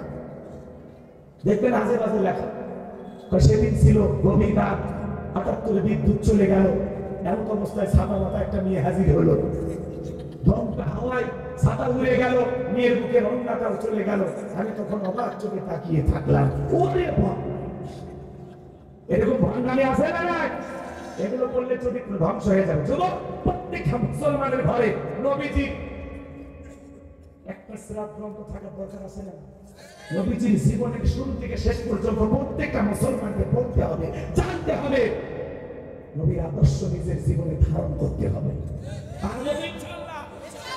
কোরআন সুন্নাহর কিতাব পড়ে জীবনকে পরিবর্তন করে আল্লাহ কবুল করে। জোরে বললাম যদি পারেন আপনারা মুনাজাতের পরে নিয়ে যান, এখন যাওয়ার দরকার নেই, বসেন। যারা চলে যাচ্ছেন ওরা দিয়ে একটা নিয়ে যেতে পারেন। এবার শুনে শেষ কথার দিকে যায়। এইবার নবী মুসা কি করলেন? লাঠি ফেলায় দিলেন। আল্লাহর ওয়াদা, পয়গম্বর লাঠি ফেলাইতে দেরি, ওই লাঠি সাপ হইতে দেরি করে না। নিচের ঠোঁটটা নিচুতে, ওপরের ঠোঁটটা 80 ফিট উঁচুতে। আল্লাহ আকবার। এক নিঃশ্বাসে সমস্ত জাদুর বান খাইয়া ফিরাউনকে ডেকে বলে, হে ফিরাউন আরো আছে। এই দৃশ্য দেখে ফিরাউনের পিছনে রাস্তা দিয়ে গরম হাওয়া বের হয়ে গেছে, আর সমস্ত জাদুঘরে বুঝতে পেরেছে নবী মুসা যেটা দেখাইলো ওইটা জাদু না, ওইটা জাদুর দাদু। আল্লাহ আকবার। ডাক্তার শ্রেণী, বক্তা শ্রেণী, আলেম শ্রেণী, শিক্ষক শ্রেণী, নেতা শ্রেণী, দালাল শ্রেণী, স্বর্ণকার আর এক স্বর্ণকারকে দেখেছে, যাই যে কাজের কাজই দেখে বলে ও আমিও তুমি। জাদুকররা বুঝতে পেরেছে নবী মুসা যেটা দেখাছে এটা কোনো দুনিয়ার জাদুর তন্ত্র মন্ত্র নয়, যে আল্লাহর কথা বলে নিঃসন্দেহে এটা সে আল্লাহর কুদরতি শক্তি। আল্লাহ তখন তারা কি করলো জানেন? ওয়াউলকিয়াস সাহারাতু সাজিদিন, সিজদায় মাথা নত করলো এবং ঘোষণা করলো, ক্বালু আমান্না বিরাব্বিল আলামিন, রব্বি মূসা ওয়া হারুন। আল্লাহু আকবার। তখন তারা বলল, আমরা ঈমান আনলাম সেই রবের প্রতি যিনি মূসা এবং হারুনের প্রতি। বলেন সুবহানাল্লাহ।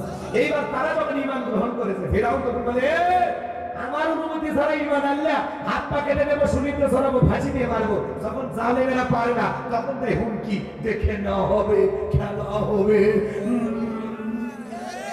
ঘোড়ার ডিম করবেন, হুমকি দেয়া দেখে না? কারো হুমকিতে কাঁদবে না, কিসের তাই মাসে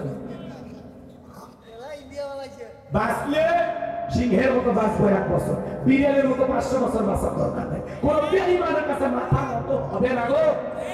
পারবো তো ইনশাআল্লাহ। লিল্লাহি তাকবীর। কাউকে দেখার টাইম নেই, আমি সব। হ্যাঁ, নিজেকে একটু ভাবে অনেক কিছু হবে, তাহলে দেখবেন সমাজে শান্তি পাবে। এত দুর্বল ভাববে আমরা, ইবাদতের দিক দিয়ে দুর্বল, ব্যবহারের দিক দিয়ে দুর্বল। যদি নই হবো, নম্র হবো, ভদ্র হবো, কিন্তু কোন অন্যায়ের কাছে আপোষ করবো, দুর্নীতির কাছে আপোষ করবো, কোন বেয়াদবকে আমরা সাথ দেবো। অন্যায় আছে যেখানে প্রতিবাদ চলবে, অন্যায় দেখলে সিংহের মতো গর্জে উঠবে। আর ইবাদতের ক্ষেত্রে বিনয়ী ওই জায়গাটা আল্লাহ কবুল করো। চলে গেল আমি এইবার চলেন আমার ভাইয়েরা, এইবার বলে বলে তারা কালেমা পড়ে মুসলমান হতে লাগলো। ফিরাউনকে দেখে বলে, ফিরাউন তোর মতো জালেমের চামচামি করে মরার চাইতে ঈমান গ্রহণ করে মরাই ভালো। আল্লাহ আকবার। মানুষ যখন দলে দলে কালেমা পড়ে মুসলমান হয়, ফিরাউনের রাগ আর বাইরে গেল।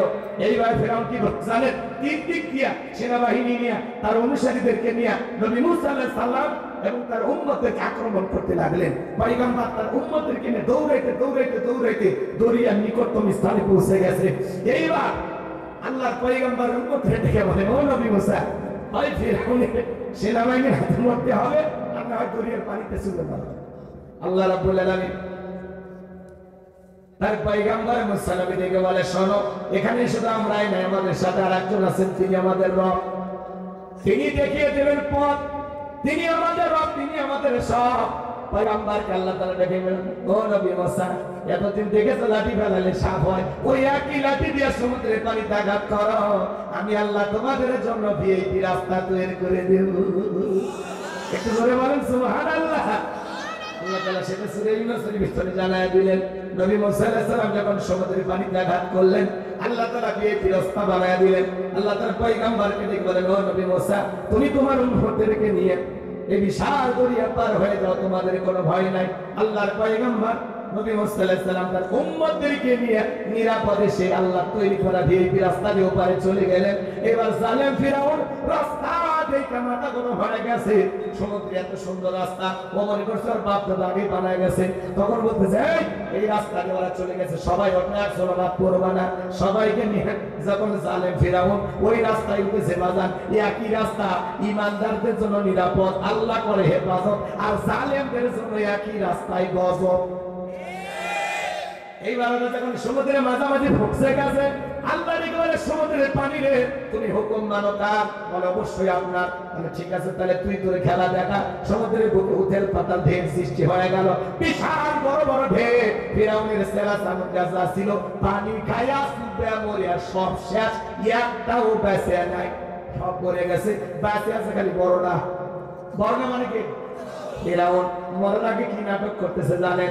আল্লাহকে ডেকে বলতেছেন, قال آمنت أنه لا إله إلا الذي آمنت به بنو إسرائيل وأنا من المسلمين। আল্লাহ আমিও ঈমান আনলাম, তুমি ছাড়া কোনো মাবুদ নাই। বনি ইসরাঈল আল্লাহর প্রতি ঈমান আনেছে, আমিও সে আল্লাহর প্রতি ঈমান আনলাম। ওয়া আনা মিনাল মুসলিমিন, আল্লাহ আমি মুসলমান হয়ে গেছি, আর পানি খাওয়াইও না।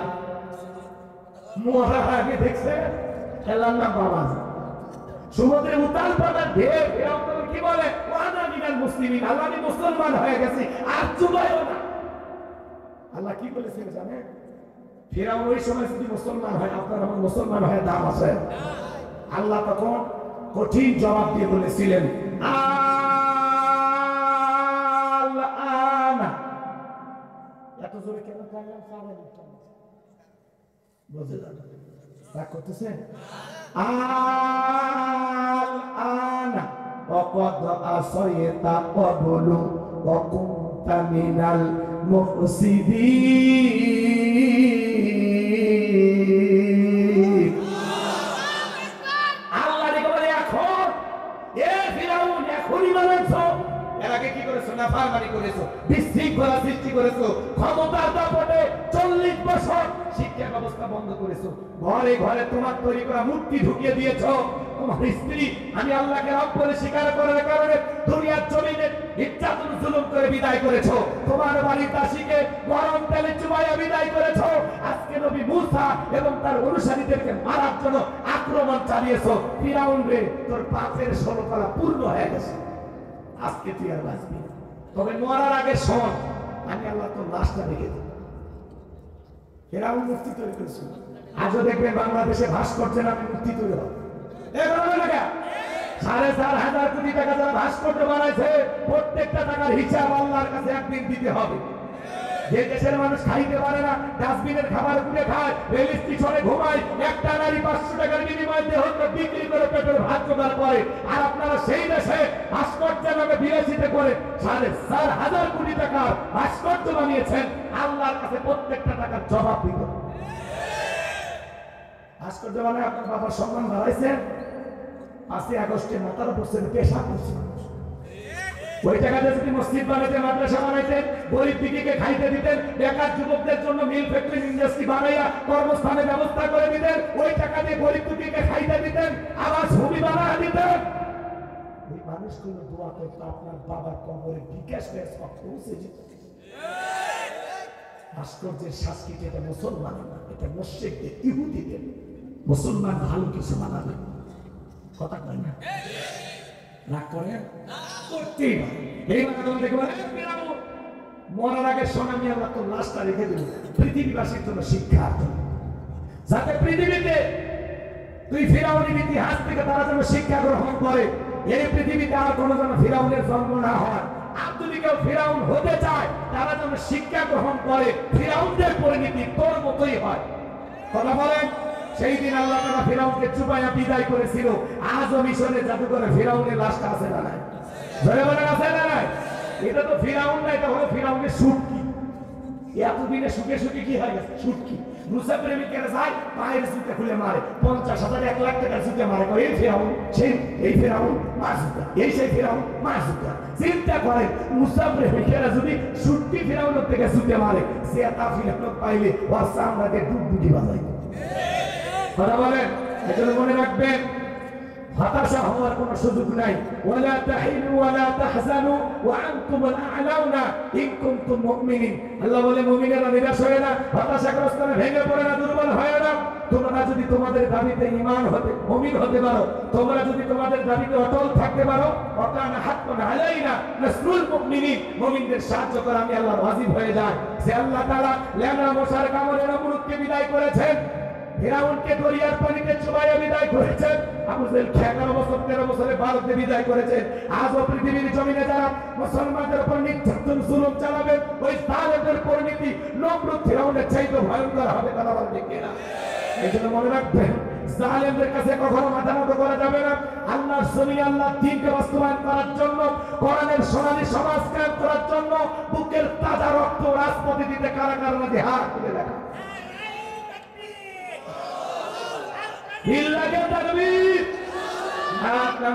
আল্লাহ বক্তা শ্রোতা সবাইকে আমল করা তৌফিক দান করুন। জোরে বলুন আমিন।